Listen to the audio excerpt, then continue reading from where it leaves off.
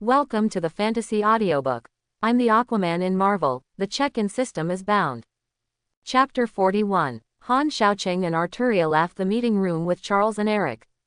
Seeing the mutants leave and the door closed, the senior executives of the CIA, who had been smiling just now, suddenly changed their faces and signaled their subordinates to activate the newly installed psychic shield. CIA Director McCann said, "We have received news that Shaw is going to meet with the Soviet defense minister in Moscow.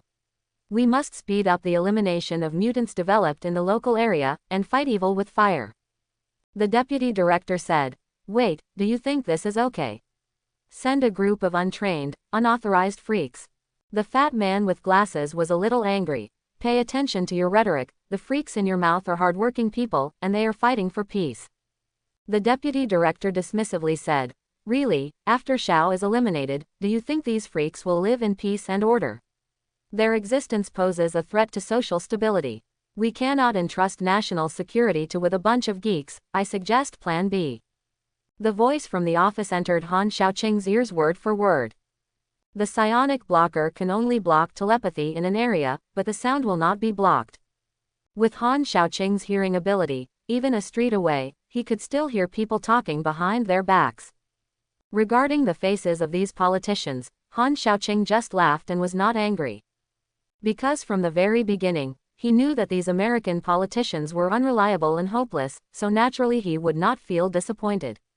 After a while, Mora walked out of the room.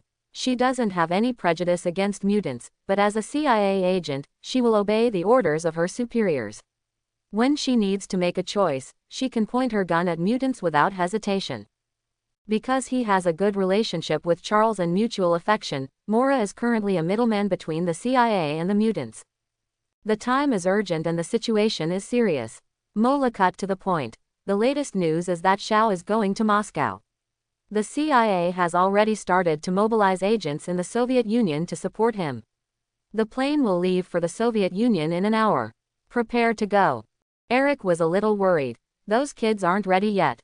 They're no ordinary kids. Charles seemed confident. Han Xiaoqing doesn't think so. His hearing range has already covered the CIA.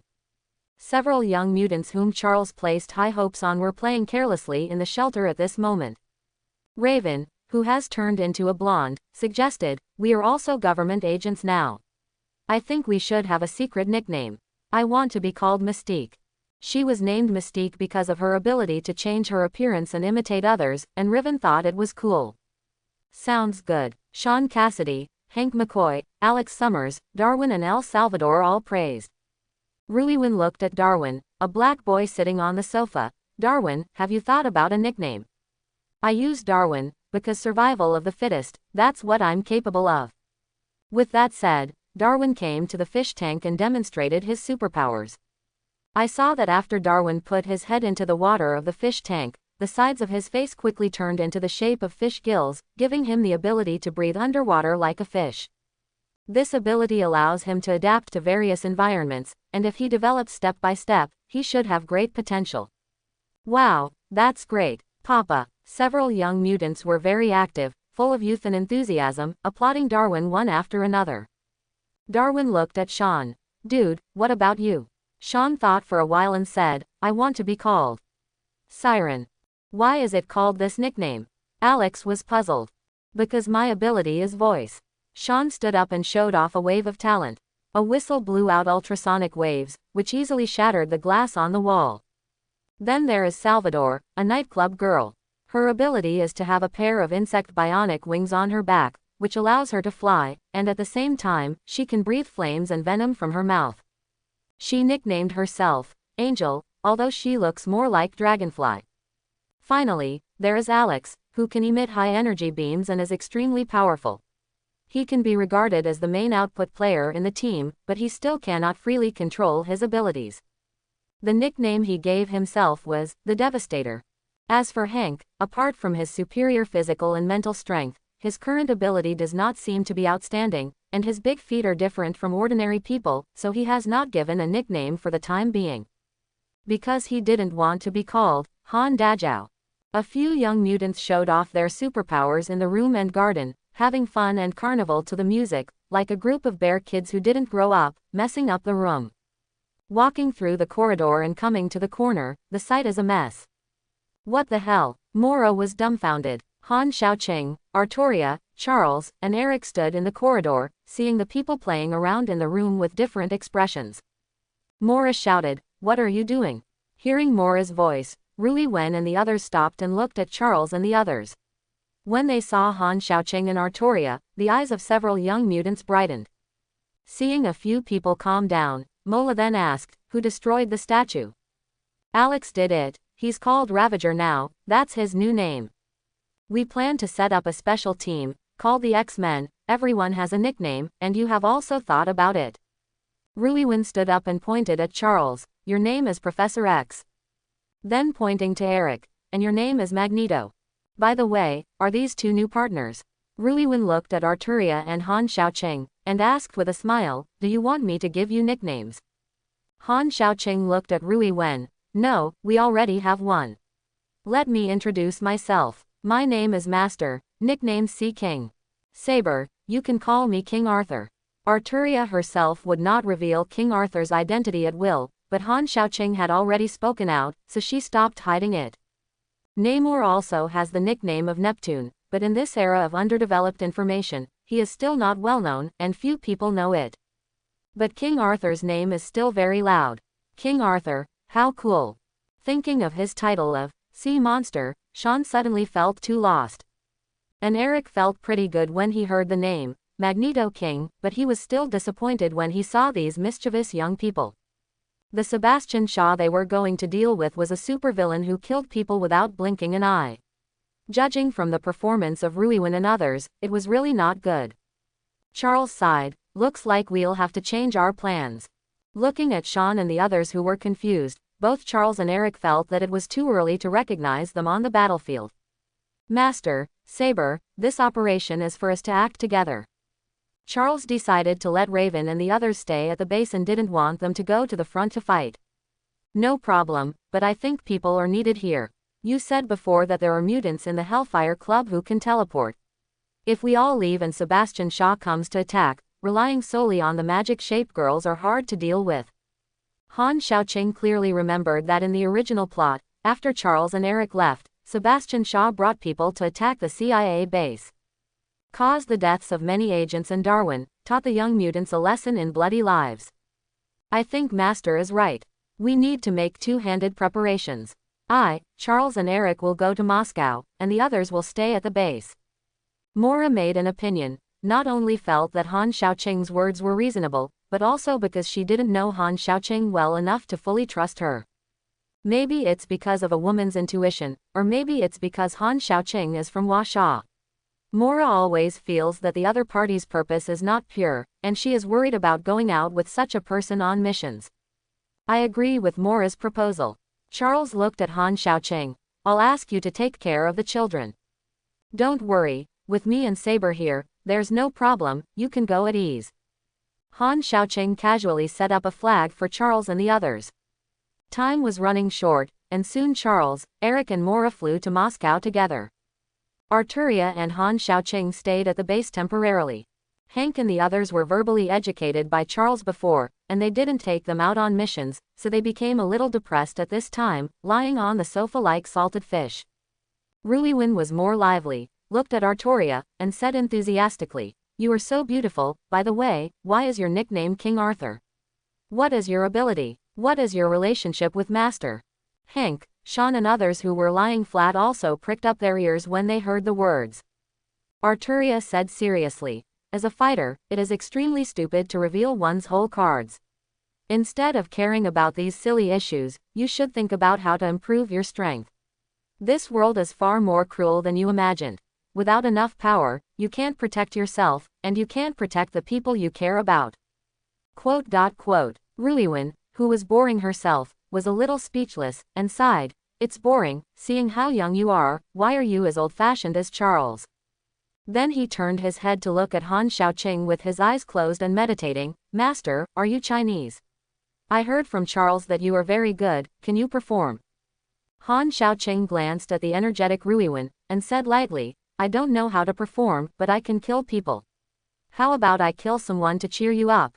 As he said that, he looked at the other mutants, as if he was picking targets. Don't mess around. Seeing Han Xiaoqing looking at him, Hank was taken aback and almost hung upside down from the ceiling fan. Master, don't scare them. Artoria looked at Hank and the others with firm eyes. You are all talented, but you still don't know how to use your abilities. If you have the opportunity, try to improve yourself. Only the strong can change your destiny. Don't leave it in the future. Sorry. Well said, we are born extraordinary and should not be dominated by fate. Alex and Sean applauded and looked at Artoria with a little admiration. No way, Wang Ben, is a very beautiful woman. Under the light, the long golden hair is as delicate as if sprinkled with gold dust, the childish face has a noble temperament, the fair skin is better than snow, the firm eyes, the heroic voice, and the graceful figure are like the goddess who came out of the fairy tale. The bunch of dull hair on the top of her head made her feel a little more intimate. When most men see Artoria, they can't help feeling love at first sight. At this time, 2 patrolling agents walked to the window and looked at the people in the room like watching animals in a circus. Wow, it turns out that the circus is here. Come on, baby, let me see your performance. Yo, that Bigfoot is showing your feet. Come on, don't hide. Hey, there are 2 more, you. The mean-spirited agent wanted to say something, but Han Xiaoqing gave the man a cold look as a warning.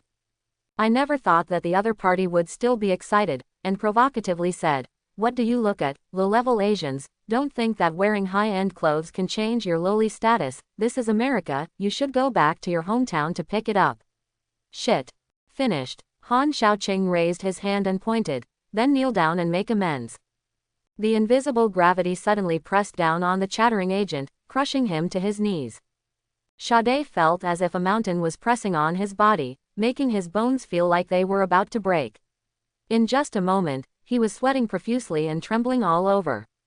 Ruiwen persuaded. Don't do this, they are just idiots.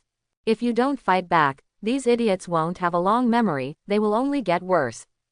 Han Xiaoqing said casually. If this person just said bad things behind his back, Han Xiaoqing could pretend not to hear it, but if he was humiliated in front of him, that would be provocation. Agent Sade's partner Mark pulled Sade several times, but failed to pull Sade. Seeing his companion's painful expression, he immediately reached for the pistol at his waist and aimed the gun at Han Xiaoqing. Let Sade go, hurry up.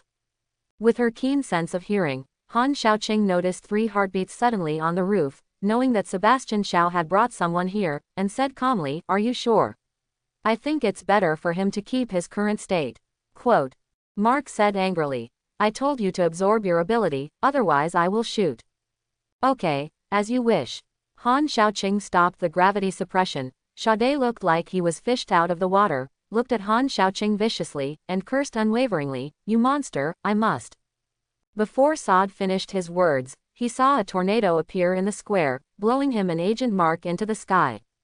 Ruiwen looked at this sudden scene in horror, and looked at Han Xiaoqing in fear. My God, what have you done? You killed them. Han Xiaoqing spread her hands. I didn't do this, a cheap person has his own reward. Having said that, in fact Han Xiaoqing is capable of saving the 2 agents. With his keen senses, he detected the tornado created by the torrent genos in advance. If the 2 agents did not fight to the death, Han Xiaoqing could use gravity to stabilize their bodies so that they would not be blown away to death. But who made them talk cheap? Should. Dark night, hunting time. What? Accompanied by a scream piercing the sky, an unknown CIA agent fell from a high altitude, fell to a bloody mess, and died tragically on the spot. Bang bang bang. It was as if a chain reaction had been triggered, and soon, screams and crashes of flesh fell to the roof of the CIA and the open space. One by one, the strictly trained CIA agents fell from high altitude like dumplings, turning into bloody patties one after another. The person who did it was none other than the Red Devil Azazel of the Hellfire Club.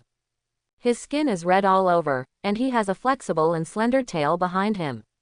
He looks like a devil from hell. The Red Devil is a person with multiple abilities. His abilities include teleportation, longevity, appearance change, mind control, energy attack, etc. He is also good at swordsmanship and fighting. As a demon-type mutant who has lived for thousands of years, the Red Devil has not only the X gene, but also the demon gene in his body. Simply put, it is the offspring of the combination of demons and mutants. Counting it, Mystique Raven is also this type of mutant. Correspondingly, there is also a group of mutants with angel genes. The Angel of Death in X-Men, Apocalypse belongs to the latter. Devil-type mutants and angel-type mutants belong to a hostile relationship, just like heaven and hell. In ancient times, they always hunted and killed each other. Now the number is very rare. The Red Devil is definitely a ruthless master. He doesn't talk too much ruthless. When it comes to seniority, he is older than Sebastian Shaw. The relationship between him and Sebastian Shaw is not a relationship between superiors and subordinates, but a cooperative relationship of mutual use. After teleporting to the CIA with Sebastian Shaw and Torrent, the three began to work together. The Red Devil's technique is very simple, that is, to use the ability of teleportation to appear in front of those agents in an instant, and then use the teleportation to bring the agents to an altitude of 10,000 meters, letting them fall freely. The torrent continuously creates tornadoes, blowing the agents on the ground into the sky. If they are lucky enough to fall into the water, they can still recover their lives, but most of the agents are not so lucky. Black Emperor Sebastian Shaw fearlessly entered the CIA through the main entrance. There is an invasion in the main hall. An agent spotted Sebastian Shaw wearing a helmet. While warning, he raised his gun and aimed. "Stop, take another step forward, and I'll shoot." "Where are the mutants?" Sebastian Shaw completely ignored the other party's warning and strode forward. The agents immediately opened fire. However, when the bullet hit Sebastian Shaw, it had no effect, because Sebastian Shaw could absorb energy, including kinetic energy. The agents opened it continuously, and the magazines emptied without hurting a single hair of Sebastian Shaw. Seeing this, the agents who rushed around raised their guns and shouted, "Put this person down immediately, or we will open fire." Sebastian Shaw said with a smile when he heard this, "Okay." As he said that, he threw the agent in his hand up more than 10 meters high. Seeing this, the heavily armed agents and security personnel around him opened fire immediately. Dozens of machine guns aimed at Sebastian Shaw and fired wildly.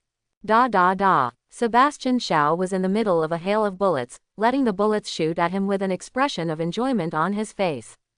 His superpower allows him to absorb various energy and kinetic energy shocks, and use the absorbed power to enhance his strength, speed and endurance, and even achieve eternal youth by absorbing energy.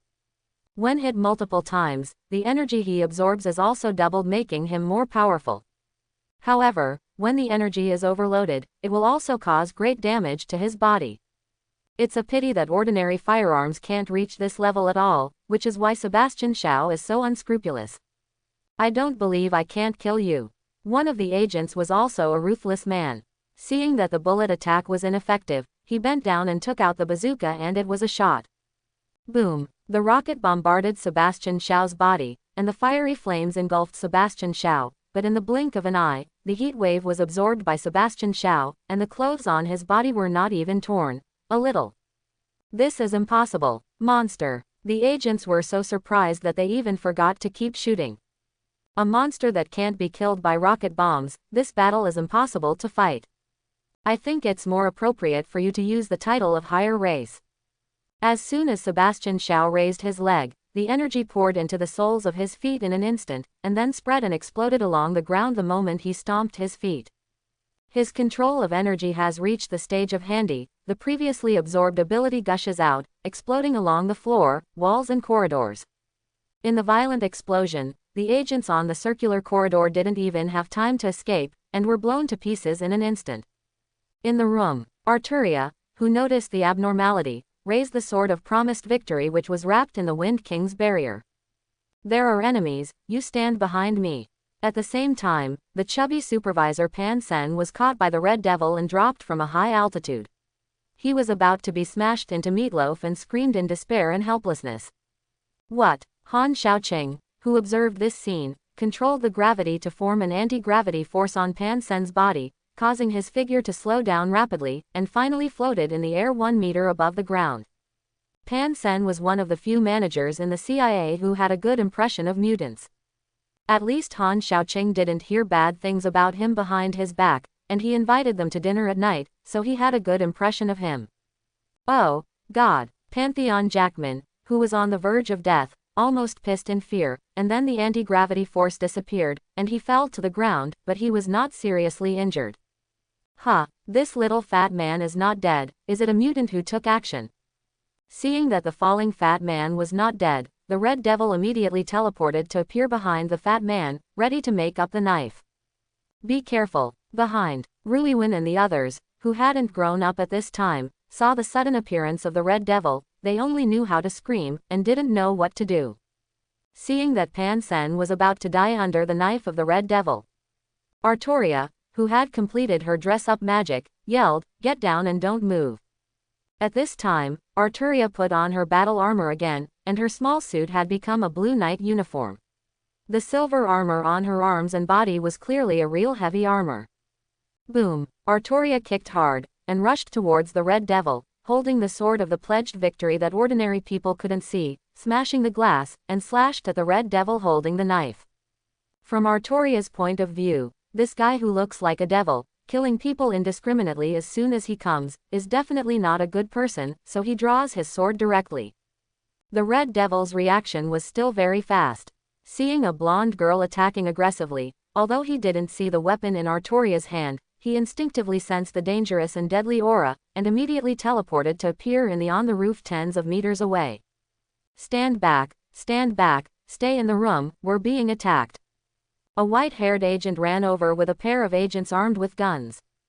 Artoria just gave them a cold look and said, "You are the ones who should back off. The next battle is not for you to participate in."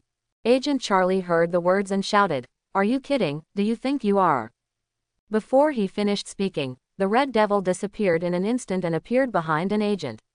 The sharp knife in his hand pierced the heart of the agent without mercy. "Get out of the way." Artoria immediately bypassed the two agents and attacked with her sword. Shua! The Red Devil disappeared in a flash, appearing behind another agent more than 10 meters away. Artoria's sword appeared invisible, cut off the broken statue in front of her, and suddenly turned her head to wait and see. Teleportation. What a troublesome ability. The sword failed, and when Artoria turned around, the Red Devil had already killed another person. I have to say that teleportation is indeed a superpower that makes people feel headache. If there is no specific ability or device, it is very difficult to deal with people with teleportation. The Red Devil is like an elusive assassin. After beheading a person, he teleports away immediately. He also noticed the statue cut off by Artoria, and thought, is it a weapon invisible to the naked eye? If you can't see it, you can't judge the type and length of the weapon. Her attack and movement speed are very fast, and her explosive power is very strong. I can't take advantage of the fight, it's a bit troublesome. Artoria rushed towards the Red Devil again like a lion. His speed and combat power were higher than the Red Devil's, but if he didn't hit the enemy, his attack would be useless. Where is he? Bang bang bang. Seeing that the Red Devil had killed several people in a row, the agents around were panicked. Under nervousness, they started to shoot randomly. Artoria originally wanted to find an opportunity to get close and kill the Red Devil in one fell swoop. But the Red Devil is very treacherous, and he never gave Artoria a chance to get close. Using teleportation, he kept shuttling among the agents, stabbing him from time to time. Instead of being helpful, these agents became the human shields of the Red Devil, restricting Artoria's hands and feet, preventing her from fully exerting herself. What's more, they shot randomly, causing stray bullets to fly, so that Arturia had to distract herself with swinging her sword to block the bullets. Let me help you. Riptide controlled the tornado and flew in the air. Seeing that the Red Devil could not deal with the opponents, Mutant, alone, he was ready to join the battle. In front of me, no one can pretend to be aggressive, come down for me. Han Shaoqing walked out of the room, casually flicked away 2 bullets that were fired at him, and then raised his hand to draw the Vientiane sky. Under the suddenly strengthened gravitational force, Jetwister Genos felt his body suddenly sank, as if the ground had a strong suction force, which made him fall to the ground involuntarily. His eyes darkened, and he passed out like this. Han Shaoqing strolled forward, stepped on the head of the rapids, and the clock in system prompts sounded in time. Ding! The host is currently on the head of Genos, the torrent, and meets the check-in conditions. Do you want to check in? Punch the card. Punching in, counting down for 10 seconds. 3, 2, 1, punching in successfully. Congratulations to the host for obtaining Spiral Pill. Spiral Maru. A ninjutsu created by the 4th Hokage Namikaze Minato after 3 years of inspiration from Tailed Beast Jade. Concentrate the chakra energy in the hand, flow it in irregular directions, and compress it to form a palm-sized non-attribute chakra energy ball to attack the opponent. Do you want to receive it? Han Xiaoqing was not in a hurry to receive the reward, but looked in Artoria's direction. When I saw those agents attacking indiscriminately, almost hurting Arturia, I was slightly angry. These guys are really good and playful, and they don't have any clues in their hearts. It's fine if you can't help, but you can't hit your teammates in reverse. 20 vs 1. Genos. The Red Devil avoided Artoria's attack, teleported into the air, and was a little surprised to find Han Xiaoqing who was stepping on the torrent. He didn't see how Han Xiaoqing defeated Genos just now, but he still launched an attack brazenly, thinking in his heart, if I can't cure her, I can't cure you. The figure flashed again, and the Red Devil was already behind Han Xiaoqing. Without any nonsense, he raised his hand and was about to stab him in the back. However, the moment he appeared, Han Xiaoqing activated the gravitational force field, and a powerful and invisible gravity made the Red Devil suddenly prostrate on the ground the moment he raised the knife, unable to move. I just wanted to teleport, but found that I couldn't teleport. Under the pressure of the gravitational force field, the surrounding space became extraordinarily dignified, and the Red Devil's teleportation had failed, and he became a piece of fish on the chopping board. What happened? The body is so heavy. Can't move anymore. The Red Devil was horrified. It was the first time he had been suppressed so badly in thousands of years of rampage. Even against Sebastian Shaw, he had never been so embarrassed. Han Xiaoqing didn't care about the Red Devil's thoughts. He kicked the unconscious torrent away, and stepped on the Red Devil's head. Amazing. So cool. In Ruiwen, Hank, Sean and others exclaimed. Originally, seeing the Red Devil and Torrent's brutal massacre agents was as simple as crushing an ant to death, and several young mutants were terrified. Then Artoria chose to face the powerful enemy directly, making them all admire Artoria's courage. After Han Xiaoqing made a move, he didn't know what ability the other party used. It was as if with a wave of his hand, the mutant who could control the tornado fell from the sky. When the Red Devil made a surprise attack, Ruiwen couldn't help but sweat for Han Xiaoqing, but the worry was completely unnecessary. The seemingly vicious Red Devil threw a knife and knelt down as soon as he approached before he made a move, which really surprised people. Strong and handsome, I love it. Ruiwen is the age of a young girl Waichun, and she has very low resistance to a strong and handsome opposite gender. Coupled with the sense of security brought by being rescued in a critical moment, unknowingly, he developed a heart of admiration for Han Xiaoqing. But seeing the heroic Artoria next to her, Ruiwen felt that her chances were slim again. Not only Ruiwen, but El Salvador also had other thoughts. It's not love, it's just a sense of admiration for the strong. While Sean, Alex, Hank and Darwin were delighted, they were also somewhat ashamed and envious, as well as admiring and longing for the strong. Han Xiaoqing didn't have time to take into account the emotions of Ruiwen and others, and at the same time he stepped on the head of the Red Devil, a reminder came from the check-in system. Ding! The host is currently on top of the Red Devil Azazel, and meets the check-in requirements. Do you want to check in? Han Xiaoqing said silently, punch in. Punching in, counting down for 10 seconds, 10, 9, 8. During the countdown, Han Xiaoqing discovered that Sebastian Shaw rushed into the battlefield suddenly, and launched a surprise attack on Artoria as soon as he appeared. Arturia reacted extremely quickly, and slashed at Sebastian Shaw with a sudden swing of her sword. Sebastian Shaw, wearing a helmet similar to that of a Spartan warrior, was dressed in a black suit. As soon as he appeared, he burst out with strength beyond the limits of human beings. But compared to Artoria, who has experienced many battles, Sebastian Shaw's sneak attack is basically useless. I saw Artoria holding both hands, and the invisible sword of the Oath of Victory, which was invisible to the naked eye, came first and slashed at Sebastian Shaw one step ahead. However, the sword that was enough to smash the boulder fell on Sebastian Shaw, only distorting Sebastian Shaw's figure. Soon, Sebastian Shaw returned to his normal form. It's really powerful. With this length and sense of cutting, is your weapon a sword or a long knife? After absorbing the damage, Sebastian Shaw felt his whole body was full of strength, and while smiling back, his attack speed increased a bit. He punched out, and the air seemed to be torn apart. Artoria responded calmly and swung her sword to block. Because of the hasty block, she was knocked back a few steps by the powerful force. This power, Artoria, who was holding the sword, realized that Sebastian Shaw's attack just now was actually his own power, and said in her heart, "It can absorb and release energy. It seems that he is the Black Emperor that Shaoqing said. It really is a tricky ability." After repelling Artoria, Sebastian Shaw did not pursue the victory, but smiled. "Beautiful lady, we are not enemies. As higher humans who also have powerful power, we should unite and become this ruler of the world. You are not worthy to be with me. Artoria is upright, has the moral character and code of conduct of a knight, and doesn't look down on Sebastian Shaw, who kills innocent people indiscriminately and sneaks behind him. It's a pity. If you can't be friends, you can be enemies." Sebastian Shaw glanced at Han Shaoqing, who was stepping on the Red Devil, and suddenly attacked, trying to save the Red Devil first. When Han Shaoqing raised his hand, a repulsive force surged out. This is a kind of manipulation of gravity, similar to Tiandao Pain's Shenluo Tianzhong. He knew that Sebastian Shaw had the ability to absorb energy, but he still wanted to try to see if he could knock Sebastian Shaw into the air with repulsion. As it turns out, no.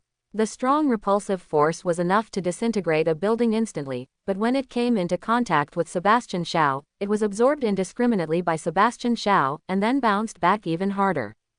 Repaying the other with the same way, the ability of the Black Emperor Sebastian Shaw is indeed unique. The repulsive counterattack caused Han Shaoqing's body to tilt slightly, and the gravitational force field was also briefly confused. Seizing this fleeting opportunity, the Red Devil fired an energy bomb with his backhand. There was a loud bang, although the Red Devil dissipated in a cloud of red smoke, and teleported to the side of the unconscious torrent. The figure flashed and disappeared. Han Shaoqing didn't care, because the countdown to check-in was over. Successful check-in. Congratulations to the host for obtaining Griffin's teleportation. Psychic teleportation. Instantly transfer from one place to another by virtue of imagination, similar to teleportation, but requires the teleporter to have been to, or seen, in real locations. Places that do not exist in fiction cannot be reached. Do you want to receive it? Han Shaoqing was not in a hurry to receive the reward, and cast a glance at the Red Devil, who took away the torrent, and then locked his eyes on Sebastian Shaw. I only heard Sebastian Shaw say, "Your ability is very special, but unfortunately you are not my opponent. We are the same kind. There is no need to kill each other for a group of low-level people. Join us, we are the future of mankind." He is very optimistic about the young Asian in front of him. The other party can subdue Torrent and Red Devil in a short period of time. This is not something ordinary mutants can do. Especially the old monster, the Red Devil, who has the ability to teleport and disappear, which makes him feel troublesome. Not interested in. Han Shaoqing was not at all interested in Sebastian Shaw's world nuclear peace plan. If the other party is just Huo America, Han Shaoqing has no objection, but Sebastian Shaw intends to nuclear pacify the world when he comes. This is too much. Why are you helping those inferior people? We are the same kind of people. Sebastian Shaw wanted to work harder. There is a proverb in China, if the way is different, you can't conspire with each other. In Han Shaoqing's view, Sebastian Shaw is an extreme terrorist. He single-mindedly provoked a nuclear war, because Shaw believed that nuclear radiation could destroy human beings, but it could make mutants stronger. But this is all his wishful thinking. Mutant X genes are usually divided into two types, dominant and recessive. Dominance refers to being born with the characteristics or abilities of a mutant. Recessiveness requires external stimulation, such as anger, or special situations such as life-threatening situations. Nuclear radiation does have a certain chance to stimulate the recessive X gene and awaken the mutants. However, once a nuclear war breaks out, hundreds of millions of people will die, and the whole world will suffer accordingly. Even if they are mutants, how many people can withstand the damage of a nuclear bomb explosion? Even if some mutants can survive completely, in the end, what they will face is that the land will be polluted by nuclear radiation. And then, survival in the wasteland, isn't it full of food? What's more, After nuclear peace, can mutants become the masters of the Earth? Not to mention whether there will be an alien invasion in the future, just the awakening of the sleeping titan is enough to torture most mutants to death.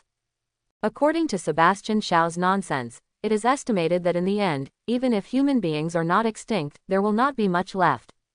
It will also seriously affect Han Xiaoqing's check-in plan. Whether in public or private, it is impossible for Han Xiaoqing to stand with Sebastian Shaw. Seeing Han Xiaoqing's resolute attitude, Sebastian Shaw sighed slightly. It's a pity, then, please die. For Han Xiaoqing and Artoria, Sebastian Shaw is more afraid. Since he can't win over, he will avoid future troubles. Sebastian Shaw is still very confident in his own abilities, and even in the face of a situation where there are many enemies and we are outnumbered, he still has no stage fright. You seem to be very confident in your abilities. Do you really think I can't do anything about you? Sebastian Shaw's abilities were indeed good, and he was considered among the top mutants, but he was not invulnerable. Han Xiaoqing could think of at least dozens of ways to kill Sebastian Shaw. Keep it simple, like this. When Han Xiaoqing raised his hand, the fountain in the garden spewed out a large amount of water. Under Han Xiaoqing's control, it turned into a huge water polo and enveloped Sebastian Shaw. The highest kindness is like water, the most soft and indisputable. Sebastian Shaw's body was quickly wrapped by a large mass of water. Another multi-ability user. Discovering that Han Xiaoqing could still control the water, Sebastian Shaw panicked, and immediately wanted to break through the water and get out. However, all things generate and restrain each other. Water control is not the top ability among mutants, but it can effectively restrain Sebastian Shaw. Under Han Xiaoqing's control, the water flowed like a shadow, and Sebastian Shaw was never given a chance to escape. Soon Sebastian Shaw couldn't hold his breath and took several sips of water. Drowning is a physiological phenomenon, and his superpowers can't be effective in the water. Even if he can absorb a little buoyant energy, it can't solve the problem of suffocation. Aside from the ability to absorb energy, Sebastian Shaw is similar to ordinary people, who also need to eat, sleep, and breathe. As far as his physique is concerned, he can last a few minutes in the water at best, and then he should drown, and he will drown. Tun. In the water, Sebastian Shaw only felt that it was difficult to breathe. The strong sense of suffocation and the desire to survive made him release the energy stored in his body and burst the water polo. But before he could catch his breath, the blasted water gathered again and wrapped him up again, without giving him a chance to breathe. In a critical moment, the Red Devil went back and forth, snatched a bus from nowhere, teleported to a high altitude, and threw it down towards Han Xiaoqing below. What? The bus also had an old driver and a dozen ordinary passengers, screaming as it fell. Seeing that the bus was about to hit the ground, Han Xiaoqing from below raised one hand to the sky, releasing a wave of anti-gravity force, hovering the bus and the people on it stably in midair. This move is inevitable. The Red Devil was waiting for this opportunity. When Han Xiaoqing was distracted by controlling the bus, his control over the water flow would inevitably decline. The Red Devil seized the opportunity, flashed into the water, and grabbed Sebastian Shaw without delay. Instantly teleport thousands of miles away. Ahem. Breaking away from the package of the water flow, Sebastian Shaw, who was in trouble, spit out several mouthfuls of water one after another, panting heavily. If the Red Devil hadn't been rescued in time, even if he didn't suffocate to death, he would have been strangled to death by the water. Near death, Sebastian Shaw took off the helmet on his head with lingering fear, and said earnestly, "It seems that I will have to prepare an underwater rebreather in the future." The Red Devil Azazel was also out of breath. He sat down on the ground with fear in his eyes. That Chinese kid's ability should be gravity control and water control. We must find a way to deal with him, otherwise there will be endless troubles. The gravitational position can limit his teleportation to a certain extent. When he thought of being stepped on by the opponent, but unable to fight back, the Red Devil became murderous. If he couldn't beat the opponent, he would like to poke 100 holes in Han Xiaoqing's body. Sebastian Shaw regained his strength, stood up and looked into the distance. This is indeed a formidable opponent, we need more helpers. CIA base. Han Xiaoqing put the bus down smoothly, and the people inside got off in a hurry. Except for some scratches and panic, they were fine. These people didn't know what was going on, and they were suddenly sent to the sky, and then they were taken by CIA agents. After signing a non-disclosure agreement, they were let go. Under the attack of Sebastian Shaw and others, the base of the CIA was damaged to varying degrees, with 68 agents killed and hundreds injured. Many people complain and fear mutants. The mutant side was fine, Darwin didn't die, and Salvador didn't leave. For Han Xiaoqing and Arturia, who showed great strength, the CIA staff were polite on the surface, but they were secretly mobilizing agents to speed up the investigation and collect information on the two. The actions of the CIA couldn't be hidden from Han Xiaoqing's eyes and ears, but he didn't take it to heart at all. He and Arturia were not from this world. It would be hell if the CIA could investigate their true identities. At noon the next day, Charles, Eric and Maura rushed back. They don't look very well. Charles has a few bruises and Eric has a broken bone in his left hand and is in a plaster cast. There was no such scene in the original plot. Han Xiaoqing stepped forward and asked, "What happened? How did Eric get hurt like this?" Seeing that Ruiwen and the others were all fine, Charles breathed a sigh of relief, and secretly checked Ruiwen's memory with telepathy, understood what happened last night, and then said, "When we were in Moscow, we didn't notice Xiao, only saw Emma, the White Queen." Han Xiaoqing was a little puzzled. "It's just what the White Queen said, you should be able to handle it." "Yes, we had already captured the White Queen, but we encountered a mutant halfway through, and he is very powerful." Speaking of this, Charles looked at Han Xiaoqing. His name is Namor, and he also claims to be the king of the sea. He holds a golden trident. He also has telepathy. His strength and speed are far beyond the limits of human beings. He can fly and release energy attack. We are not opponents. If it wasn't for Eric's outburst to startle the opponent, we probably wouldn't be able to come back. Namor, I didn't expect him to make a move. Han Xiaoqing thought, is it because of the butterfly effect? Maura stepped forward and said, "Do you know Namor?" According to the information of the CIA, Namor and Captain America once fought against terrorists during World War II. I don't know why, but this time he will be on Xiao's side. I know. After all, he's still my big cousin. Han Xiaoqing came as soon as he opened his mouth, without blinking an eyelid. Also possessing the ability of Neptune, Han Xiaoqing and Namor do have many similarities. If the two stand together, it is really easy to make people associate. Can you tell me about Namor? He has disappeared for decades, why did he appear suddenly?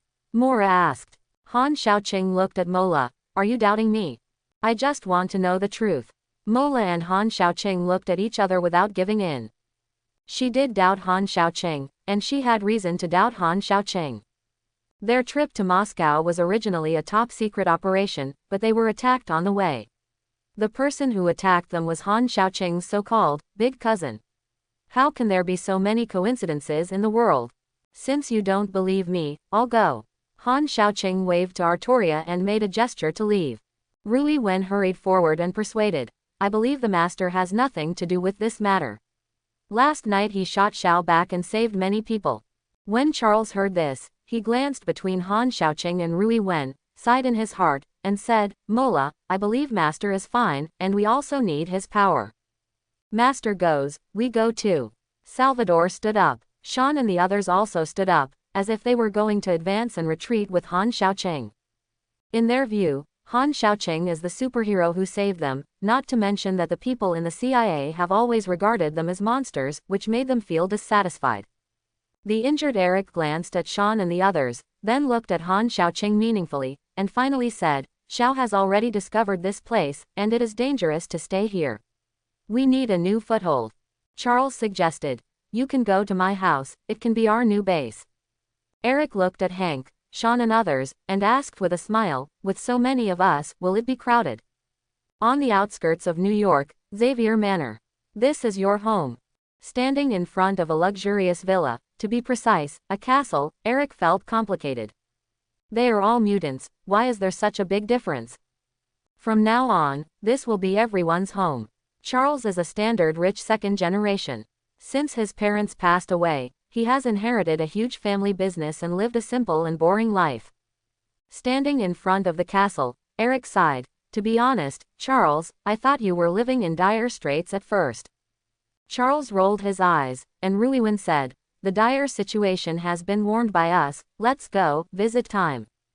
When everyone entered the castle, Hank looked at Charles and exclaimed, this is like a palace.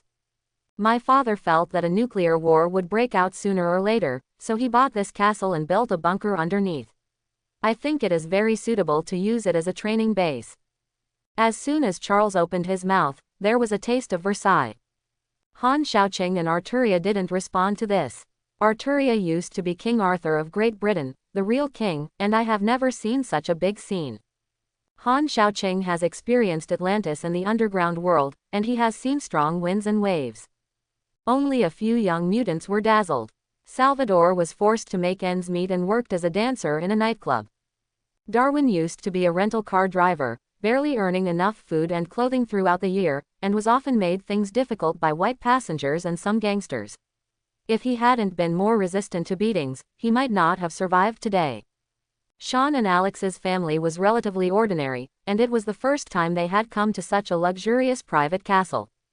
Hank's family background is also mediocre, and he became a scientist by relying on his genius mind, which is regarded as a prominent figure, but because of his big feet, he has always felt inferior. Needless to say, Eric has been homeless for half his life. Although he has a lot of romantic debts, he has not avenged his revenge and has never had a place to stay. Ruiwin was also a street child when she was a child. If Charles hadn't adopted her, she hadn't been caught in a circus, or she might have been caught as a guinea pig in a laboratory. Among several mutants, Charles's living conditions are considered the best. He hasn't suffered from birth to the present, nor has he experienced too much suffering. He is a top student at school, and a professor out of society. He has a rich family background and a high ability telepathy, and there are no side effects. In contrast, Eric's ability is not inferior, but life is like a coffee table, full of tragedies. The environment of birth and life has a great influence on a person. Some people are born with a golden spoon in their mouths, rich in clothing and food, and rich in wealth. And some people are born at the bottom of the society, and they have to do their best to survive. Han Shaoqing looked around the room, thinking about how to get along with Charles and Eric. Charles was a nice man, and the older he got the better his temper. Especially after the middle age, Charles is really the kind of super virgin who is beaten on the left cheek and sent to the right cheek. His temper is so good that it makes people feel a little angry and have nothing to say. Under the leadership of Charles, the X-Men will not kill people easily. Even if the Academy has been bombed countless times, Charles still smiles and never turns his face. He has devoted his life to making mutants and humans coexist peacefully. If it weren't for this goal, I believe Charles would be able to live a very nourishing life. Eric is different. He is a very contradictory person, with clear grievances, with some extreme paranoia. If he does not do it, he will make things worse. At the same time, I hope to have a simple and happy family and live an ordinary life. However, fate always likes to play tricks on Eric, and whenever he finds a warm haven, tragedy will soon follow. The people he loved were taken away one by one, and he could only fight against fate alone in the end. In the later period, Eric, because he experienced the cruel childhood of World War II and witnessed the ruthless suppression of mutants by humans, made him extremely hate humans, and eventually became an extremist like Sebastian Shaw. This may be the true portrayal of the dragon-slaying boy growing into a dragon. Han Shaoqing doesn't think that Eric did something wrong, and he hasn't suffered from others, so don't persuade others to be kind. If Han Shaoqing experienced the same experience as Eric, it might be even more extreme. If Charles is an idealist, Eric is a realist. Although both of them are dedicated to the good of the mutants, they have different ideas, which will eventually lead to Charles and Eric parting ways. If you have to choose one side, Han Shaoqing will prefer Eric, because the two have similar personalities. At least Han Shaoqing didn't have the heart to let someone slap the left cheek and hand over the right cheek. Compared with using love to influence the world, Han Shaoqing thinks it is more reliable to use fists. Thinking of this, Han Shaoqing followed him to the lobby, and at the same time, a reminder came from the check-in system. Ding! The host is currently located in Xavier Manor and meets the check-in conditions. Do you want to check in? Here too, Han Shaoqing thought for a while. Xavier Manor is also the future Xavier Academy for Gifted Boys, which is a famous place in the X-Men series. The most distinctive feature is that it often explodes. Among American comics, Xavier College is destroyed only second to the Golden Gate Bridge. The thought flashed by, Han Xiaoqing stopped, pretending to admire an oil painting on the wall, and at the same time said silently, "Punch in." Punching in, counting down for 10 seconds, 10, 9, 2, 1, punching in successfully. Congratulations to the host for obtaining the summoning contract among the full-time mages. Summoning contract. A magic contract among full-time mages, which can sign a contract with summoned beasts, non-human animal creatures. If the summoned beast dies, the summoner will also suffer a certain amount of mental and soul trauma. Do you want to receive it? Looking for an opportunity, Han Xiaoqing used the name of going to the bathroom to receive the summoning contract and the 2 previous rewards together. Spiral pills and teleportation are considered skills, and there is no real thing. They are directly poured from the void in Han Xiaoqing's consciousness. The summoning contract is a quaint magic scroll, which needs to be signed with the summoned beast to take effect. The first thing Han Xiaoqing thought of was Godzilla. Summoned beast should be the fiercest. Godzilla still doesn't know that Han Xiaoqing, his half-brother, misses him, and is still sleeping soundly in the Vajra temple, snoring like thunder. The other side, Sebastian Shaw was not idle either, while fanning the flames among the top leaders of the United States and the Soviet Union, asking the returning White Queen to help find powerful mutants. As for Neptune Namor, because of White Queen Emma and Han Xiaoqing, he chose to temporarily join the Hellfire Club. Speaking of which, Namor and Emma also had a bad relationship. Some time ago, Sebastian Shaw eliminated the previous White King of the Hellfire Club. In order to consolidate the status of mutants and their own power, a banquet was held in Las Vegas, and many influential people were invited to participate. Sebastian Shaw had already made Neptune Namor a default, and wanted to invite Namor to join the club. But Namor didn't give face, and rejected the proposal with a bad attitude. So Sebastian Shaw, who was not reconciled, sent the White Queen Emma to use her beauty to win Namor to join the Hellfire Club. Then Namor made the mistake that all men would make. During the process of interacting with Emma, he couldn't resist the temptation, and had love with the sheets a few times, and fell in love with each other for a long time, and the relationship between lovers was confirmed. Because of this, Namor stepped forward in time when Emma, the White Queen, was in danger, and overturned Eric. Later, when Namor was sending the White Queen back to the Hellfire Club, he ran into Sebastian Shaw and made a habit of ridiculing him a few words. As a result, he accidentally heard the news about Han Xiaoqing from Sebastian Shaw. After learning that the little brother was mixed with a group of mutants, Namor temporarily joined the Hellfire Club under Emma's pillow. In fact, Namor also has his own thoughts. As the king of Atlantis, Namor has always put Atlantis first. In recent years, the technology of people on the surface has become more and more advanced, but the pollution of the ocean has become more and more serious. Throwing all kinds of rubbish into the sea pollutes the marine environment and indirectly harms the living space of the people of Atlantis, which makes Namor very upset. After hearing Sebastian Shaw's plan for world nuclear peace, Namor was moved. Although the world's nuclear war will cause a lot of nuclear pollution, most of the nuclear bombs will definitely fall on countries on land. Atlantis lives in the deep sea and is protected by energy shields, so the impact is minimal.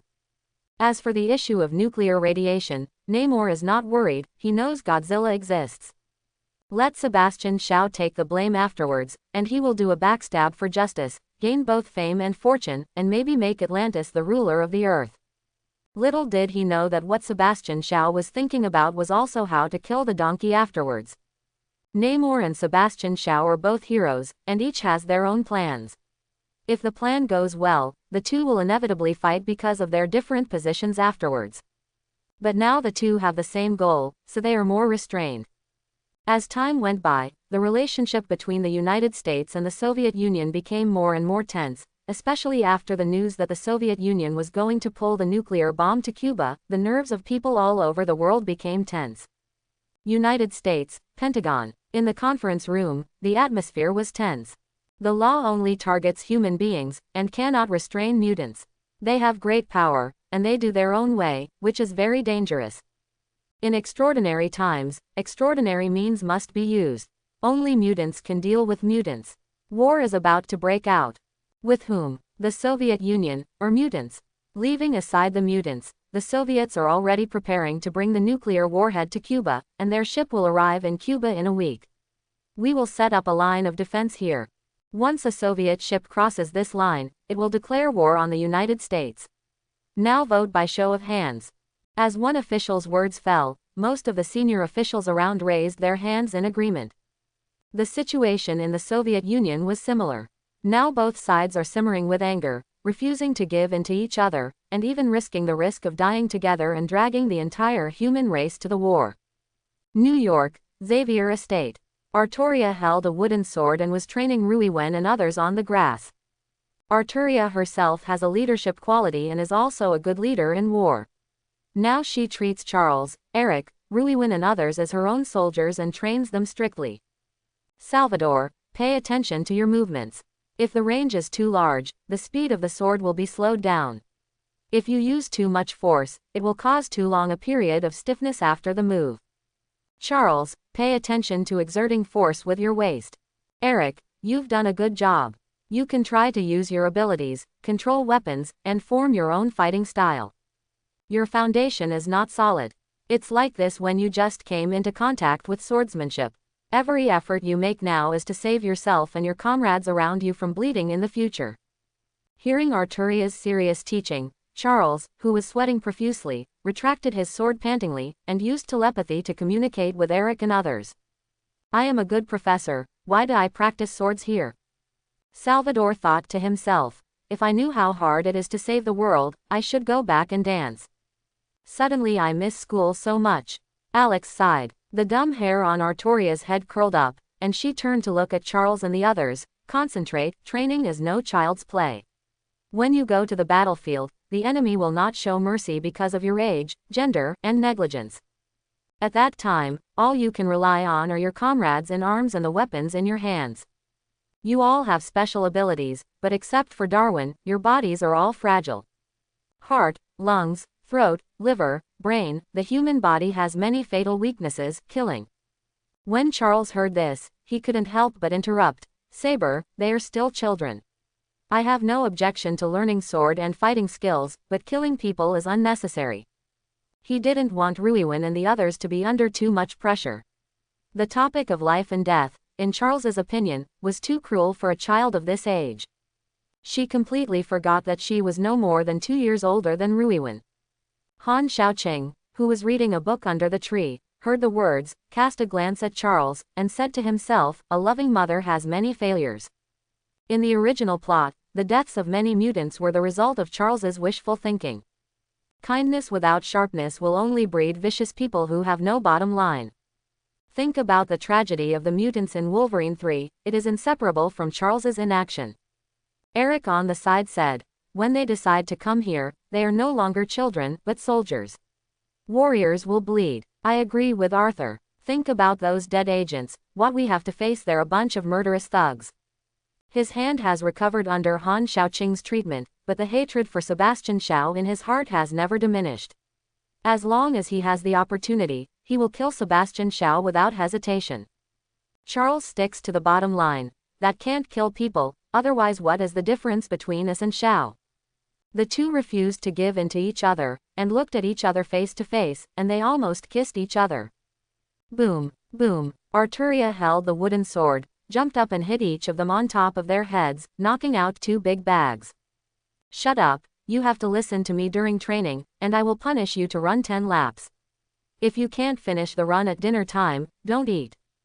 In Arturia's view, not being able to eat is a harsh punishment. Come on. Han Xiaoqing was happy to hear this, and cheered for the two of them by the way. At this time, Han Xiaoqing has mastered teleportation and spiral pills, and his strength has improved to a higher level. With his spiritual power, he can teleport anywhere he wants to go within the range of the earth, as long as he knows the general situation of the place. The Helix pill has also been developed by Han Xiaoqing into 2 forms, and if there is a disagreement, you can take the kidney dry. Time turned, and it was evening. After a sumptuous dinner, Charles, Eric and others started recovery training. It's almost there, now go to the bunker, and I will guide you how to use and develop your superpowers. After Han Xiaoqing's words fell, Ruiwen and the others dragged their sore and tired bodies to the bunker. It was originally purchased and rebuilt by Charles's father to avoid a nuclear war. The place is spacious, the fortifications are in place, and sufficient food is stored. It's a pity that Charles's father passed away a few years ago, so he can't use the bunker anymore. In the spacious room, the lights are bright, and 10 cushions are placed on the flat ground similar to a playground. Han Xiaoqing and Artoria sat above. Charles and Eric on the opposite side were divided into 2 rows, and Sean, Raven, Salvador, Alex, Darwin, and Hank sat side by side. If you want to use superpowers, you must first understand your own superpowers. Han Xiaoqing sat on the cushion solemnly and started his performance. For example, Ruiwen, what is your superpower, do you really understand it? Hearing Han Xiaoqing's words, Ruiwen said without thinking, my ability is to transform, what's the problem? Han Xiaoqing shook his head slightly, wrong, your ability is very powerful. From a certain point of view, it can even be said to be one of the strongest abilities among mutants.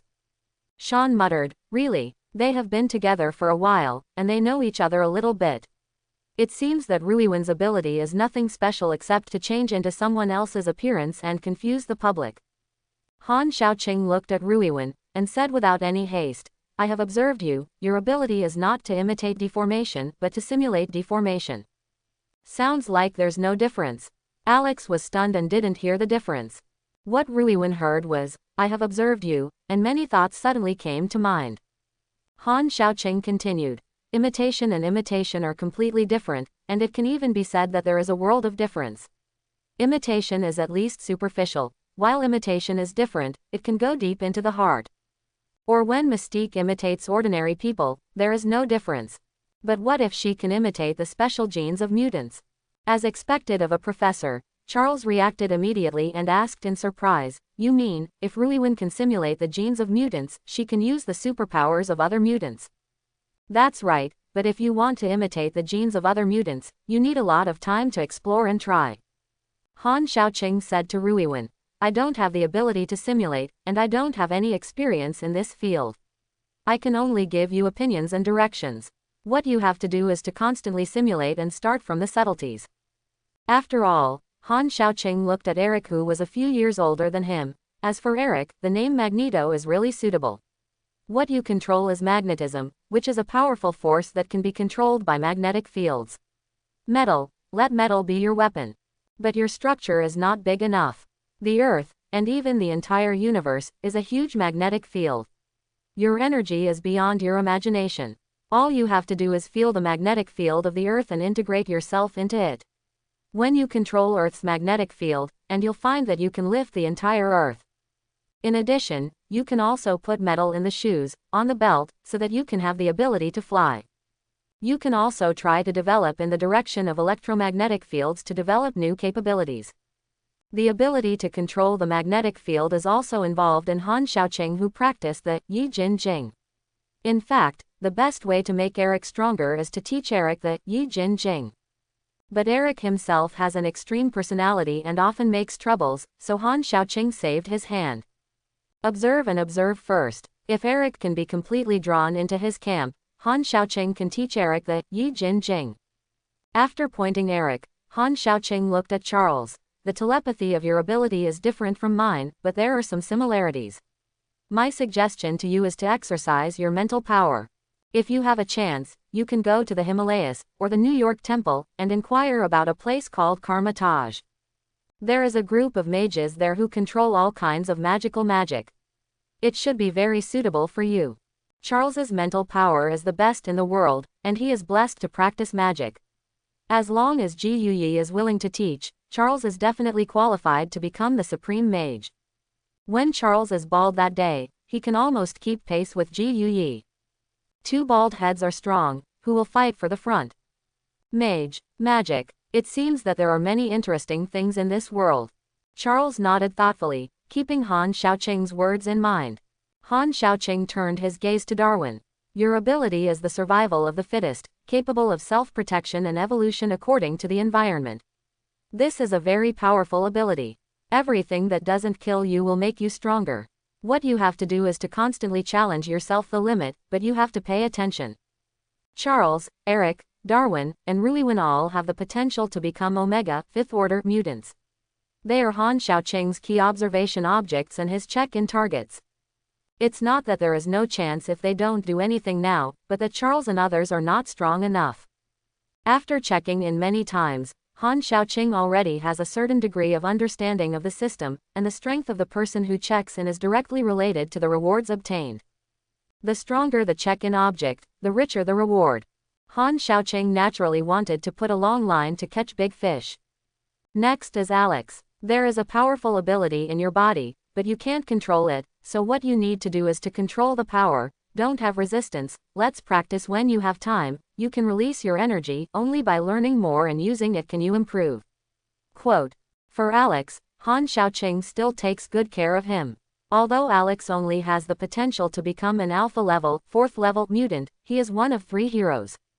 2 younger brothers Cyclops, Kurt Summers, and Vulcan, Gabriel Summers, are strong mutants.